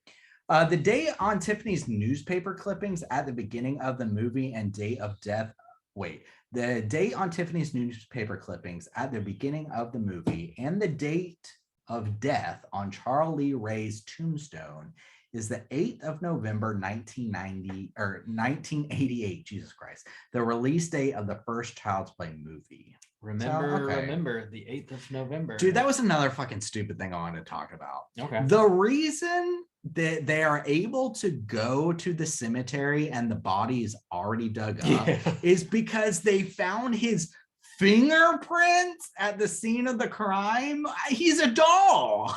How does he have fingerprints? I don't know. It doesn't make a whole lot of sense. It's just it's out of plot convenience because they can't have a doll dig a grave. Jesus Christ. According to Jennifer Tilly, the doll sex scene was all improvised. Well, I don't know though. But if they planned for it to be Seed of Chucky, if they planned for that. Maybe whole she thing just to means end, the dialogue was improvised. Maybe like bang, but just say words. Okay, Jesus Christ, Bob. Jesus Christ. That's what they call me, JC Bob. There was a planned album of love songs featuring Brad Dourif and Jennifer Tilly singing as their doll counterparts, Chucky and Tiffany. It's revealed in the movie's commentary that Tiffany was to sing Killing Me Softly with his song. Chucky was intended to sing House of the Rising Sun, and the two were to share a duet of Hit the Road, Jack. Oof. Dude, I gotta say, I like Brad Dourif, I like Jennifer Tilly. Oh, those two voices are not voices I ever want to hear fucking sing a note. Dude, if that would have made the soundtrack of this somehow worse. Wow. Jesus. I also want to read some of the songs from the soundtrack. Julia Stiles got the part of Jade, but she later dropped out to play in her role 10 Things I Hate About You, which came out in 1999. Good fucking career move. Damn. Dude, I gotta say, Randy was talking about old Velma back in the day. Julia Stiles was a young crush for me. Oh yeah? Yeah, old Julia. Not anymore though, but back in the day, that's what I was into. Okay. Yeah. Bob, who was one of your big 1998 crushes? 1998. Or well, who just that realm. Randy had his Velma. I got a little Julia Stiles. I'm sure there's some others I could pick up as well, but I don't fucking know, dude. Oh god. I was 10. I don't remember shit from when I was 10. Okay. I was playing T-ball. We already mentioned about Michael Myers mask and all that stuff. There's a character in the film named Damien Baylock. In The Omen 1976, the child's name is Damien. There's obviously a reference to The Exorcist in this, where he kind of twists his head all the way around. Yeah. So tons of references around here.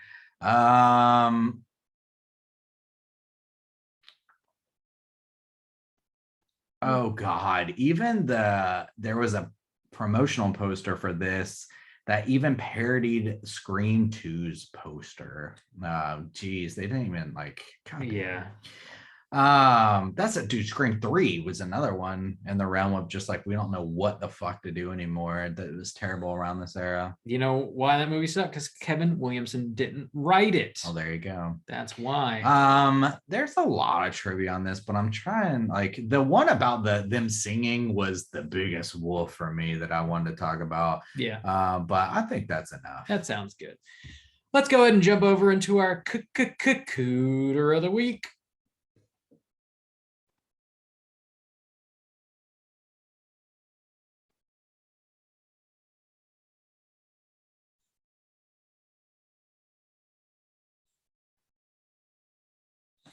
So, cooter of the week, Juice.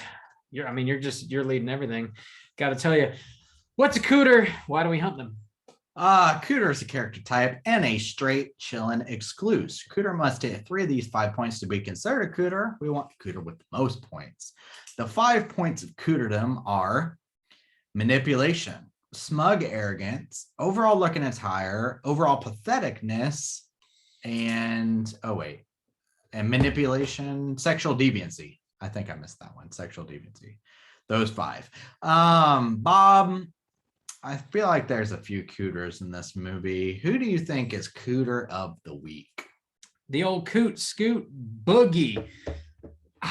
Man, like maybe Damien, but also like Chucky and fucking Tiffany. Everybody fucking sucks in this movie. It's those 3 though. Yeah. I think. My initial thing goes to Damien. So let's talk about Damien a little bit. Damien, he's pathetic. Yes. I mean, pretends to kill people for Jennifer Tilly's love. Which I kind of, okay, so I guess you could hit him with manipulation in that he manipulates a photograph in order to sleep with somebody. True. So manipulation and patheticness kind of rolled into one. Yeah. Arrogance, I would say. I'd say overall looking attire too. Yeah. Oof. It's yeah. It's not an easy look to pull off. No. And I don't know anyone who does. I don't think. Not saying it can't be done, and maybe some people out there think he pulled it off, but you're not saying it can't be done. It just hasn't been done yet. The like powdered white with the fishnet stockings. Like I feel like they were trying to make him look stupid. Like I feel like the point was to make this a stupid character. They were definitely trying to make him sound stupid because his whole like La Petite Mort or whatever the fuck. He's come on, babe, let's die a little. That's what the French call an orgasm. It's now that's another pathetic moment because then she says something like about a menage a trois or whatever, and he's like, "What?" She's like, "Oh, I thought you spoke French." Like it just kind of like another pathetic moment.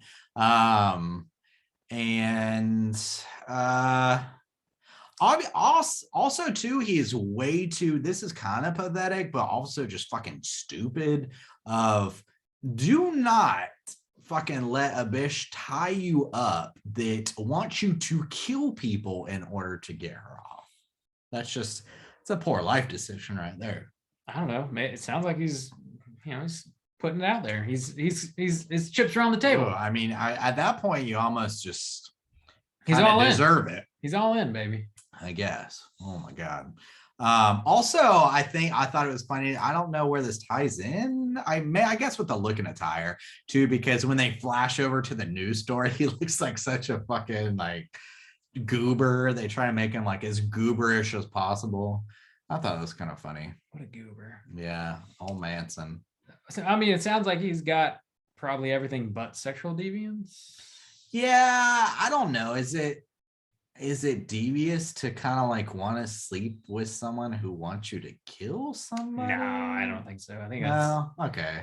It's just wanting to just bang. A regular Tuesday, huh? Just trying to bang, For you, Bob. I mean, I don't know what my partner does. Kill whoever, whatever. Okay. So he, Chucky, I think he hits high enough. For sure. Damien hits on the cooter scales. Chucky or Tiffany, Chucky, they hit all 5? Chucky might come closest. He's got the smug arrogance. Yes. He is sexually deviant. Is he? I don't think so.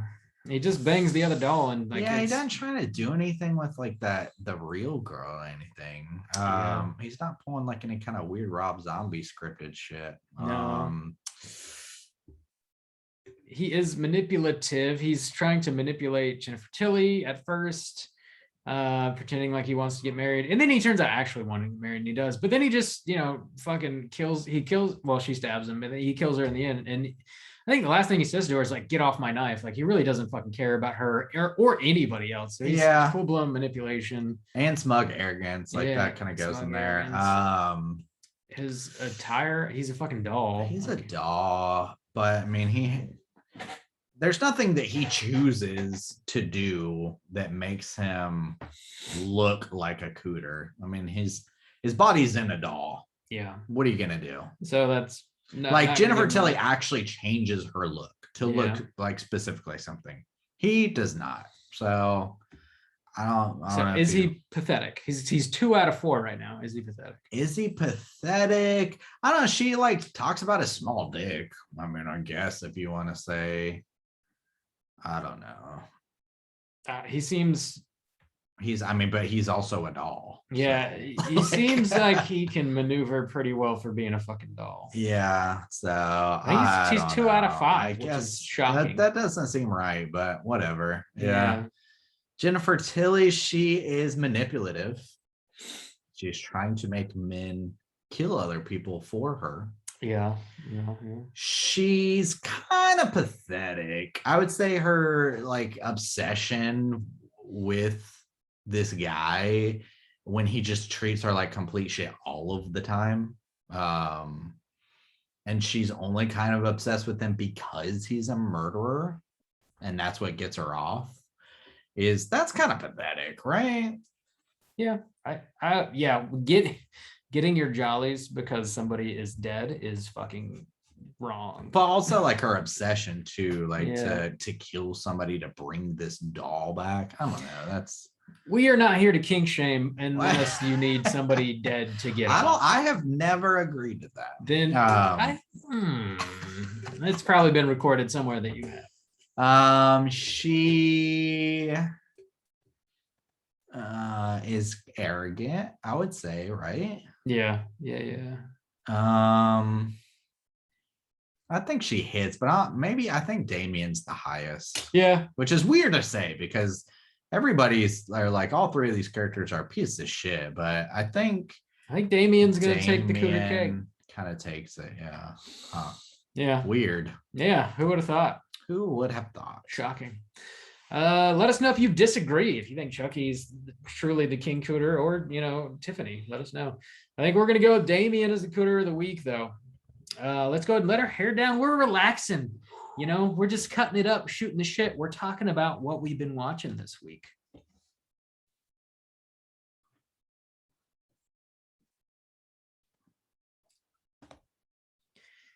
Juice, what you been watching?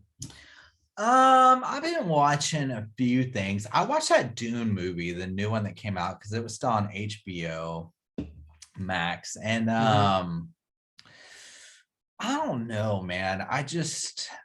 It was like a beautiful looking movie. And people have been fucking loving it. Yeah, and the soundtrack was amazing.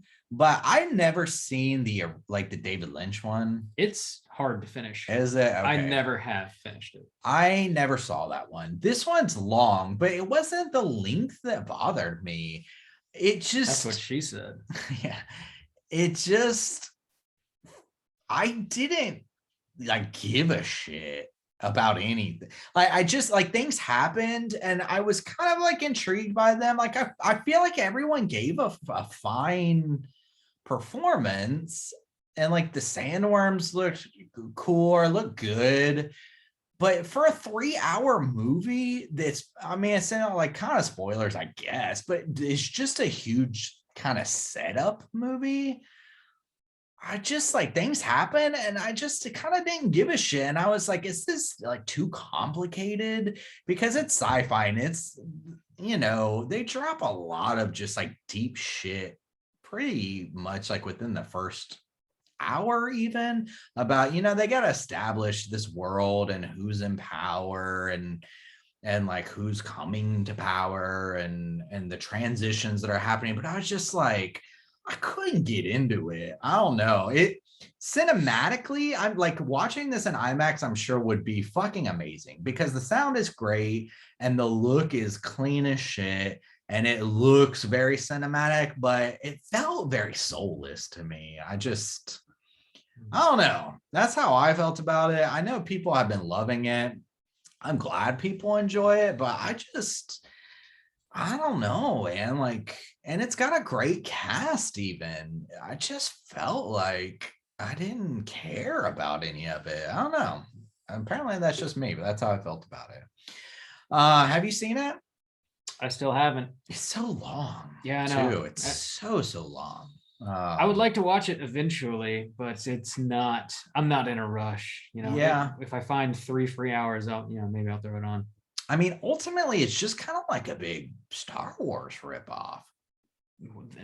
No, I'd rather just watch Star Wars. I wanted to give a little pause there. I'm sure people are screaming. You're fucking trolling. Okay, gotcha. I'm just joshing y'all.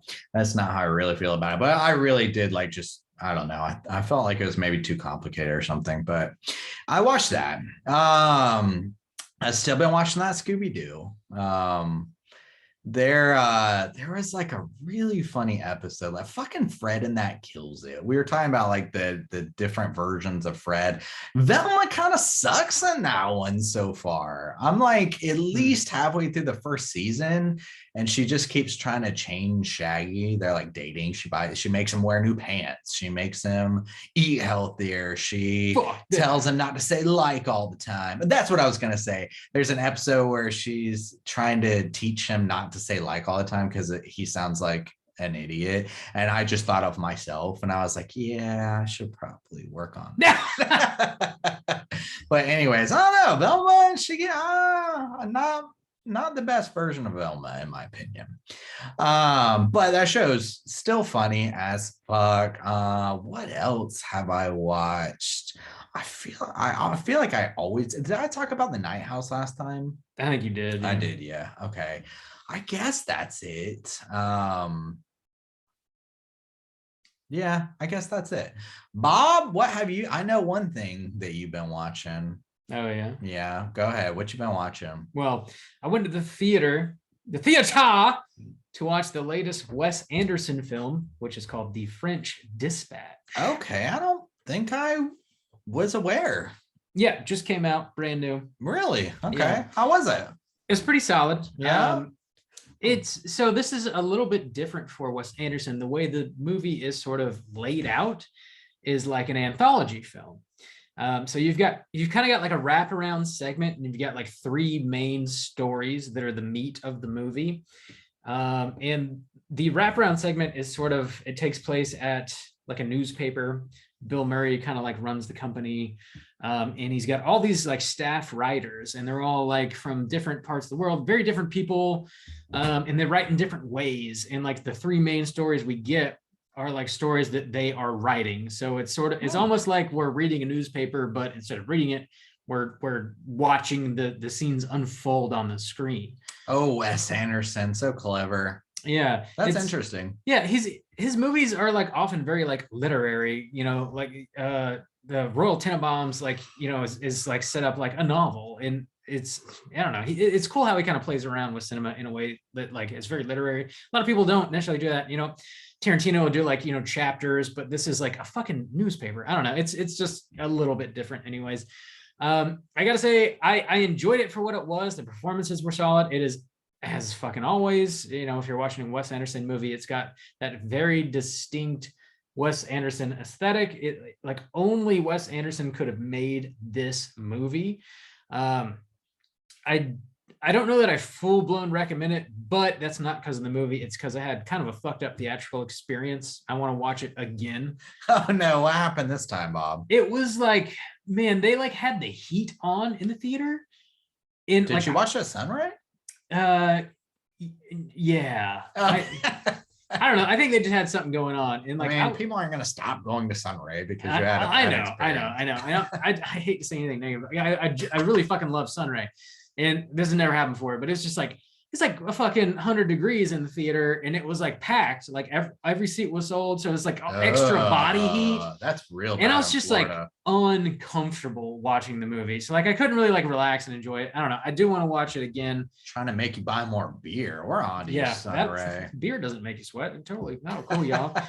But it was definitely an enjoyable movie. But I need to watch it again for my own to develop my own opinion, I think. Okay. I didn't even realize that was a thing. Yeah, man. Existed. I'm out of touch with the youth of the world. You're out of touch with what's going on. Also, since it's Thanksgiving time, I throw on Planes, Trains, and Automobiles. Nice. Yeah, man. I'd only seen this once before, like in high school, and my recollection of it was vague. It's very much like a road movie. John Candy. I fucking love John Candy. Anything he's in, like I'm so on board with it. Yeah, you're a candy man, aren't you? I am very much candy man. It's a solid ass movie. This is a John Hughes movie, which I totally forgot about. John Hughes sort of like cornered the market on, like Christmas with Home Alone. So I don't know. I guess he tried to make a Thanksgiving movie, which I feel like a lot of people do love this movie. Obviously not to the level that people love Home Alone. That's fucking crazy. But I think he did a solid job here. It's pretty funny. It's got some solid jokes. It's actually like pulls at your heartstrings pretty hard towards the end. John Candy is really John Candy's trying to get back to his family, but he's also like kind of a pain in the ass, and like you're annoyed by him. I don't know. Steve Martin is like, I guess he's sort of like the straight man, and John Candy's like the comedy in the movie, basically. And they're trying to get home to their families. And then you kind of find out something in the end that sort of pulls at your heartstrings. And I don't know, it's a good time. And as far as like Thanksgiving related movies go, there's not a whole lot to choose from. I totally think this one's worth watching. It's got sort of that old school, I don't know, just like charm. It's got a charm to it. It's got a certain vibe that you don't really get from modern movies very often. I dig it. I recommend it. Cool. Yeah. Also rewatched Roadrunner, the Anthony Bourdain documentary, and I've been watching some Parts Unknown, just blasting through it again. It's like every few months I just go through like a Bourdain phase. I don't know, I fucking love the shit that he did.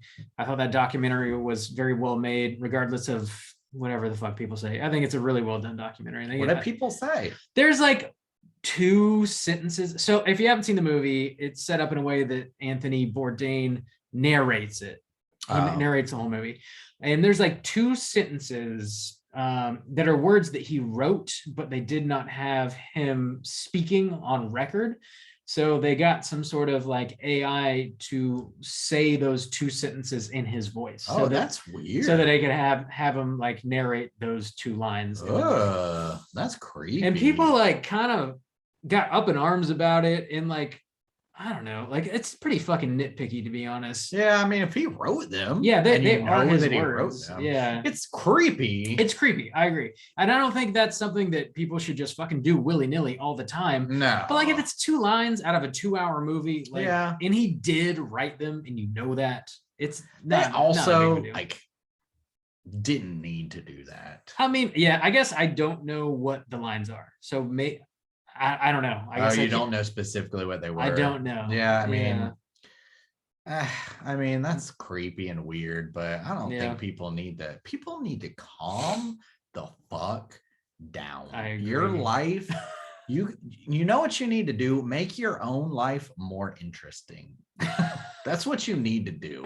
If you were doing some fucking cool shit, you wouldn't be thinking about everybody else's shit. So like, go do some fun shit right now. Like, that's seriously. That's Uncle Soju putting you in the corner right there. Newly uncled Soju, seriously. Yeah, legit. Yeah, like fucking don't spend your time worrying about other fucking people. Go do some fun shit. There's lots of fun shit to do. What's your well, you probably don't want to talk about it. What's my ask you about your nephew? Like, what's your nephew's name? Oh. Is that weird to ask? No, not particularly. Okay. Jackson. Yeah. Okay. Well, yeah, shout out to Jackson. Put some respect on Uncle Soju's name. Make your life interesting, buddy. Whoa, get out there and get it. Well, yeah, grow up and fucking get it. Just get it. That's Nike's new logo. Just get it. Just get it. That's really all I've been watching. Okay. That's all I got. Hotline screams this week. We did not get any voicemails, but also, like I said, we're recording very early. So if you do end up calling in and leaving a voicemail and you're like, what the fuck? Why is my voicemail on this episode? We did get it, but just know that we recorded early, so it's not going to be included on the show. Just a couple weeks. Yeah. We'll catch up if you guys call in. It's a weird month. It is. Yeah. We're moving stuff around, trying to make sure that we don't miss a week for you guys. So give us some grace with that. But if you are listening and would like to call in and leave a voicemail, you can hit us up at 904-638-3231.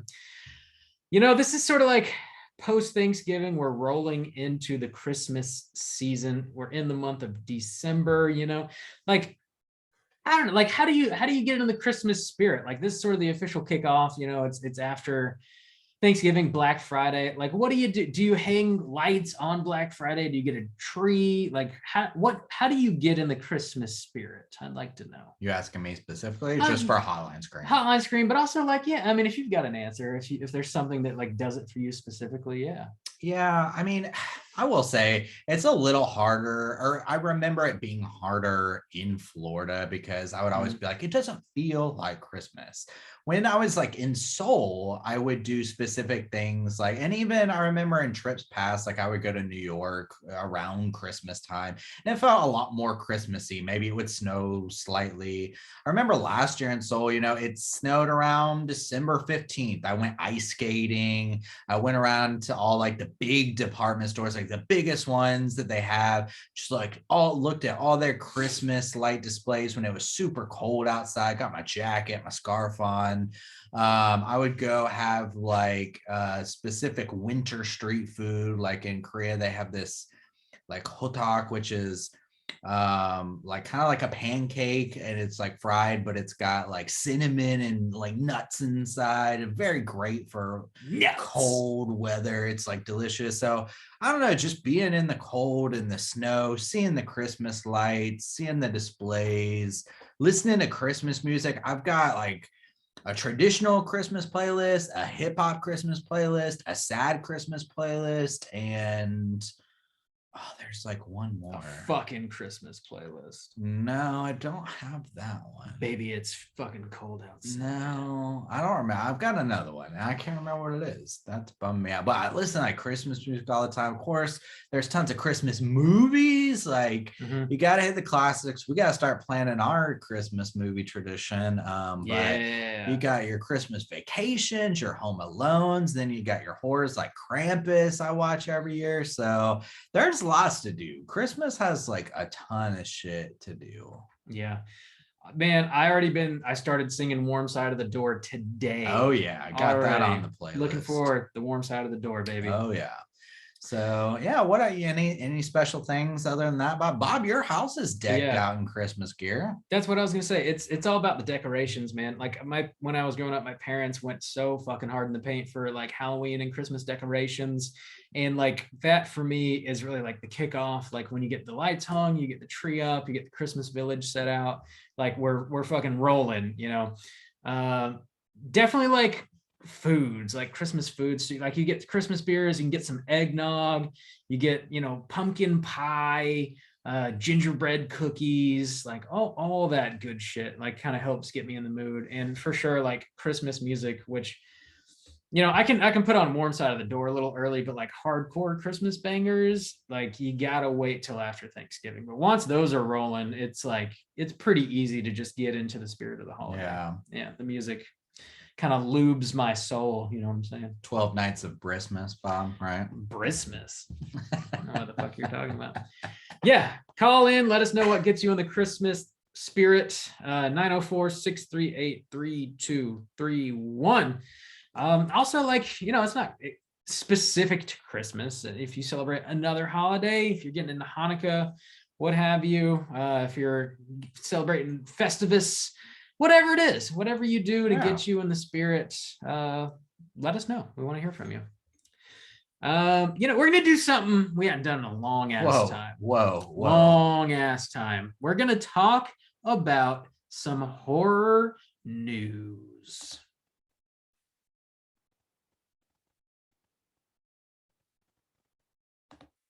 Yeah, you remember the good old days when we used to talk about horror news every single show? That's a bump. I don't think maybe I heard it when we got the email, but nobody else has ever heard that before. Yeah, man, it's been a long ass time. Courtesy of our boy, old Bish.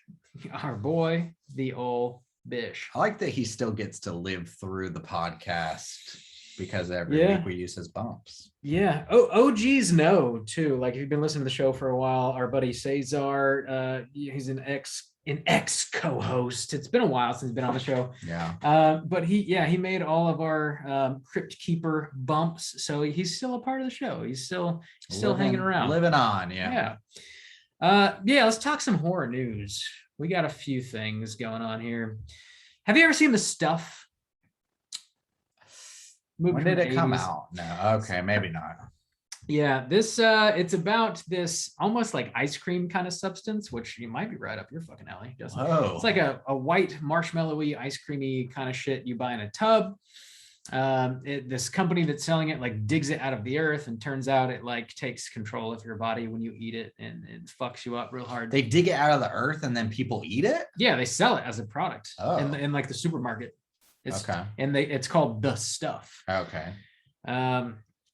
So there was a director's cut. This is a Larry Cohen film, and it came out in 1985. There's a director's cut that was like lost. Apparently, it's been found. It's been re-earthed. That's cool. I've never seen this movie, but like I just, from a historical standpoint, you know, there's fans of everything. Mm-hmm. That's gotta be great to be a fan and be like, oh shit, you know, like that's great. And the director's cut has an additional 30 minutes of holy footage. Shit, that's a lot. Never been seen. That's a lot. Yeah, it's a shitload. Interesting. So this I'm sure this director's cut will be released by somebody next year. Like I don't think it's anything we're going to get super soon. You know, they got to like clean up the footage, do like a 4K scan, all that shit. It takes time, it takes money to do that. But like, I don't know, I feel like if there was not a physical media market at all, these sorts of things would not really be of interest. Like if somebody found this, they wouldn't take the time to restore it and put it out on digital for like a $3 rental. I just don't really think that'd be the case. Really? Yeah, I don't think so. Hard to say, I guess. Yeah. I guess it drives sales and like monetary value. So yeah, you might be right there. You might be right. You're doing the world a service, is what you're saying, Bob. No, I'm just trying. That's what I'm not giving myself praise. I'm really praising these fucking companies that do this work, because it takes a shitload of time and resources and money. And obviously they have a genuine love for the art, or else they wouldn't fucking care. They wouldn't do this. It takes a lot of trouble, you know, to go to do all this. But like, I don't know. It's just one of the many reasons I enjoy buying films. Yeah. We wouldn't have stuff like this. Now, who's to say the 30 minutes are good? I mean, only time will tell. It could be complete shit. Who knows? Yeah. Maybe it was cut for a reason. Maybe the whole movie shit. Who knows? It's definitely it's a cult classic. Okay. I would like to cover it at some point on the show. We'll see. Anyway, I was excited to hear about that. And that's, you know, Martin was another one that recently, they recently unearthed Romero's director's cut of that. And that had like another, I think it had like another hour of footage. I don't know if I could shitload watch that. And so I'm sure we'll be getting that on disc, hopefully sometime next year. But that's just really cool that they're finding all these things. I'm really interested in stuff like that. Like even a couple of weeks ago, we were talking about R-rated Scooby-Doo cut or whatever. I hope in the future more things are just kind of unearthed and studios are like, yeah, fuck it, you know, let's make a little extra money but release like really interesting cuts of like classic or just anything. I don't know. I just think that's interesting. Just if there's footage there to let somebody kind of remix it a little bit, you know, like a remix of a song. The original still exists. It's fun to listen to, but it's also fun to kind of get like a booty bump version of some things sometimes. We need some booty bump versions of movies. Just wild shit, wild cuts going on. What the fuck are you talking about? Like just, I want like more crazy cuts of things, like the Snyder cut that like makes movies completely different. You know what I'm saying? Like just director's cuts. Yeah, director's cuts, but more like not just like here's an extra scene and you can see that the quality is much less. I mean, like it would be cool to see like how many movies could you release that are like well known, where the story or the plot or like the movie significantly changes if you had this extra footage in it, or you know, very rarely does that happen. Yeah, and that's what I'm saying. Like I wasn't crazy about the Snyder cut, but it was interesting. Like, holy shit, there was a lot of extra footage. And this is a different movie. Like, that's pretty interesting to me. I will never watch that. Well, yeah. But I mean, even just like an hour extra of Martin, it's like, does that change the movie? I hope so. Like, I don't know. I want it to almost. I want director's cuts to like almost like change the movie, you know? Yeah. I feel like to be honest, most of the time when I watch a director's cut, I'm like, yeah, that shit was cut for a fucking reason. That's true. That's fair. Yeah. I don't know. We'll see. But usually it's just like 5-10 minutes. Like if you're talking about an hour, like holy shit. Like, I love that you're very confused. Yeah, because the way you were talking about like a remix, I was like, what are you talking about? Like another director getting in there and just like recutting it? Like what? It's like maybe somebody remixing your movie. But sometimes that happens. Like there's a very famous, who was it? Was it Elijah Wood or someone that took the original with the footage that exists? Yeah. Took the episodes 1, 2, and 3 of Star Wars and made apparently a much more cohesive, more interesting story. I was like, that kind of shit's interesting, man. I was like, and I couldn't help but think, okay, what if they were like, Elijah Wood, here's this vault of footage that never made it into these original films, and maybe George Lucas was too close to the project. Why don't we just make some extra money on this and like see what you can do? Like that would be interesting to me. Yeah, I think that'd be cool. I would watch another director. Yeah, so version, like a different cut, of probably anything, but especially Martin. And they also found The Amusement Park, which is like a long lost movie that Romero made. Nobody'd ever seen. I heard about that. Yeah, it's on Shudder. No, they're finding all this cool shit. I like it. In other news, we got a brand new trailer for Guillermo del Toro's latest film coming out this December. It's called Nightmare Alley, which is based on a book. They made a movie out of this. It's from the 1940s, I believe.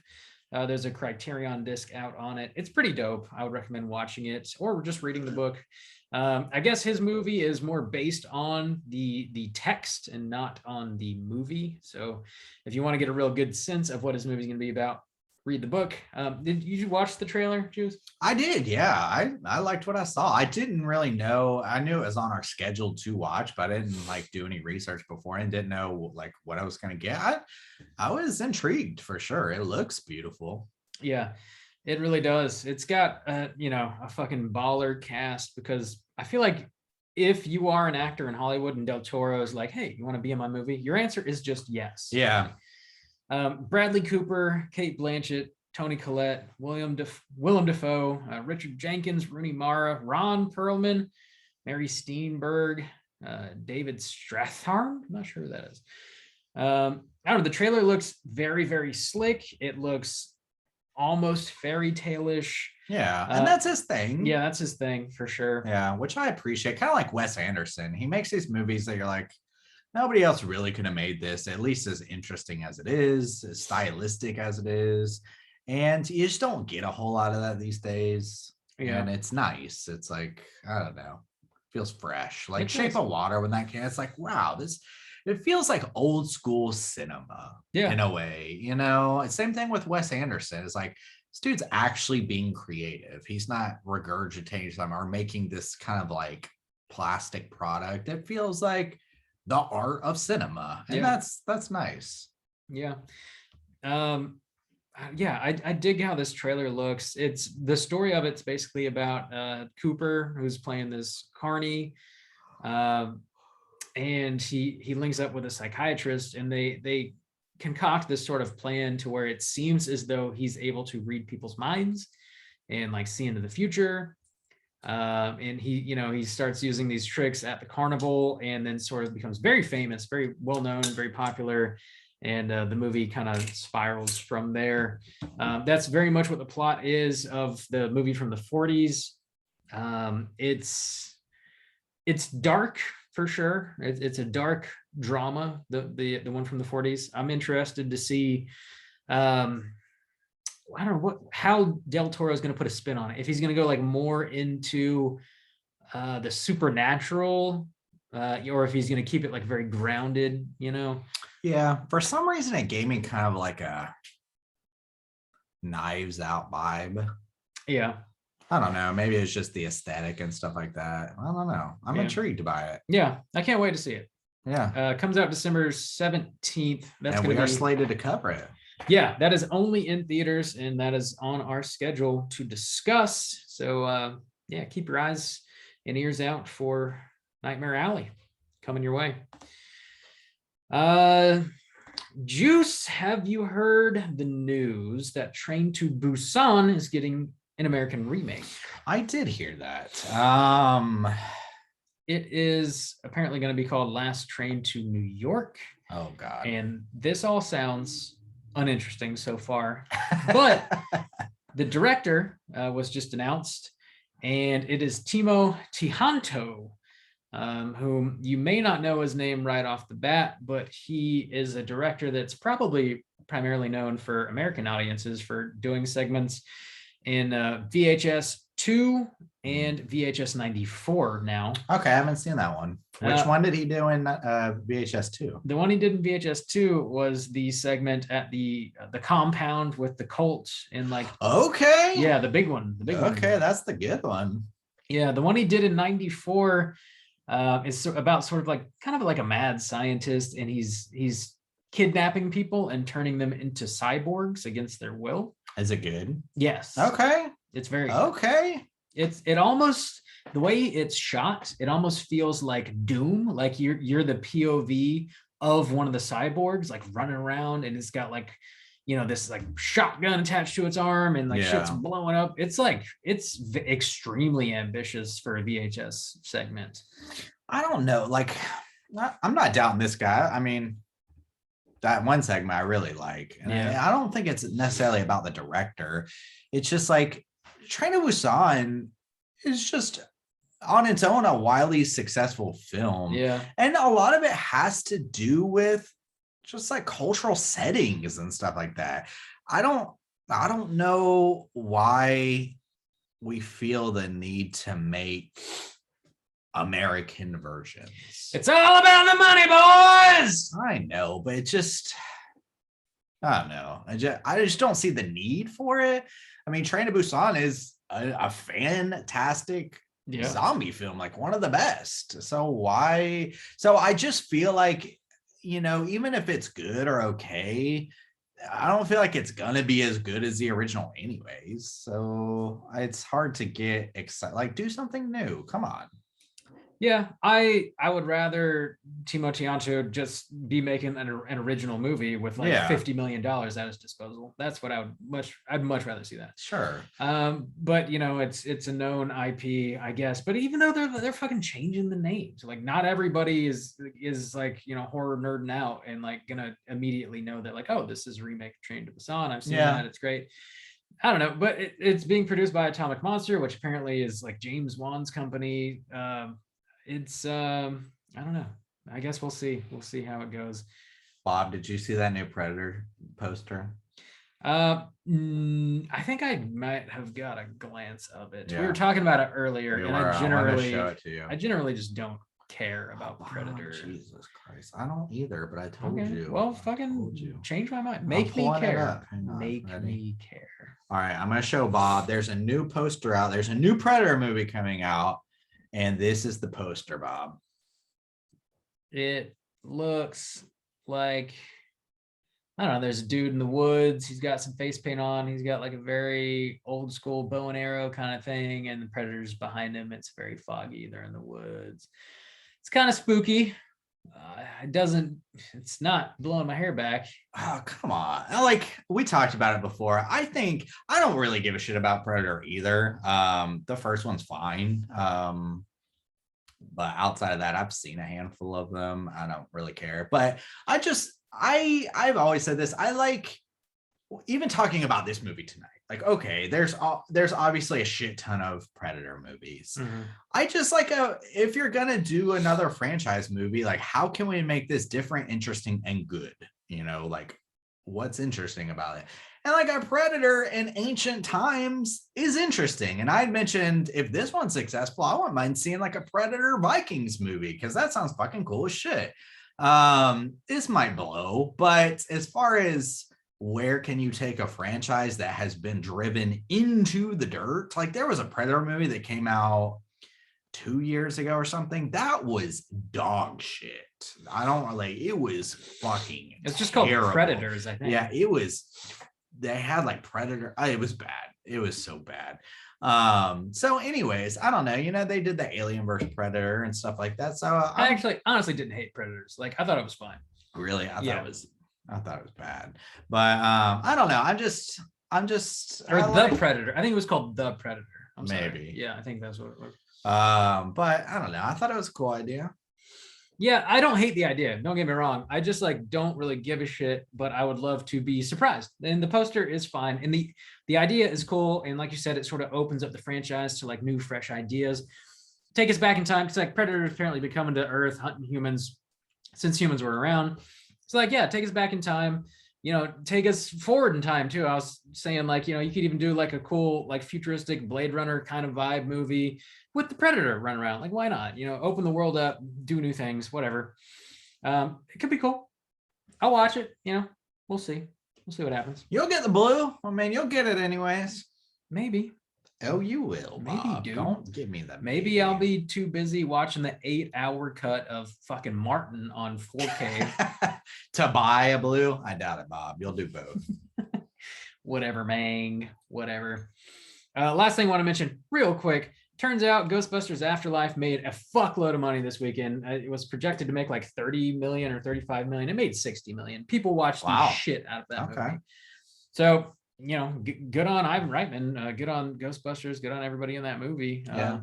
I hadn't seen it yet, so I can't really comment on it. I haven't seen it yet, but I do plan on watching it before the end of the year because it's one of those movies that, you know, we keep it a little loose on here. I mean, it's within the horror realm as far as like we cover kids horror. We cover Hocus Pocus, Casper. I feel like this is close enough. So yeah, I'll watch it before the end of the year to consider whether it could be in my top 10. But like and it's another one of those things. I like Ghostbusters. I've seen it, you know, a couple of times, but it's not a beloved thing to me. You know, it's just like, oh, I like that movie. So I don't care as much as everyone or some people do. So I'm not like any rush to like knock down the doors and get inside. I'm like, I'll watch it before the end of the year. Yeah, I'm kind of the same mind here. I enjoy the originals fine. They're not my favorite movies by any means. I'm not in any rush to watch this new one, but I'm sure I will, and I'm sure I'll like it fine. And it won't be my favorite movie. It'll be kind of the same stuff. But it seems like people are definitely excited and responding to it, and that's cool. So I'm sure we'll get, you know, another Ghostbusters reanimated or something. Ghostbusters Deuce again. Ghostbusters kept busting. Bust makes me feel good. Busting makes me bust again. Yeah. Busted. Yeah, that's all we got for news. If you've seen the new Ghostbusters movie, hit us up. Let us know what you thought. We're going to be back next week with a brand new show, just as always. We're going to be tackling our last Patreon pick of the year, son. We're closing it out with Miles's pick. Miles has decided we're going to be watching and talking about Gamera 2, Attack of Legion from 1996. You already picked a Frankenstein movie. I don't know if we can let you change. I don't know. He threw us a curveball. He's like, you know what? I don't want you to talk about fucking Frankenmang no more. That shit's dumb. Talk about Gamera 2. Well, oh, you haven't seen Gamera 1? I don't give a fuck. Talk about Gamera 2, bitches. That's not watching 1. Miles said that to me. I refuse. I already watched 1 in preparation. You got that box set, don't you, Bob? Yeah, I got like 40,000 Gamera movies, so I'm gonna watch them all. I'll watch 2, and I won't know anything about 1, and you'll accept that. And it will be fine. Sure. Okay. You will be fine. Slam your eyeballs into Gamera 2, Attack of Legion. We'll be talking about that next show. As always, please rate, review, and subscribe to us on iTunes. Follow us on Twitter at str8_chilling, on Instagram at Straight Chilling Podcast, and send us an email through our website, straightchillingpodcast.com. If you want to join in on our daily Slack channel conversations, just hit us up on one of our social media outlets. I'll send you a link so you can join in on our conversations. And until next time, as always, all you mother truckers, please keep chilling.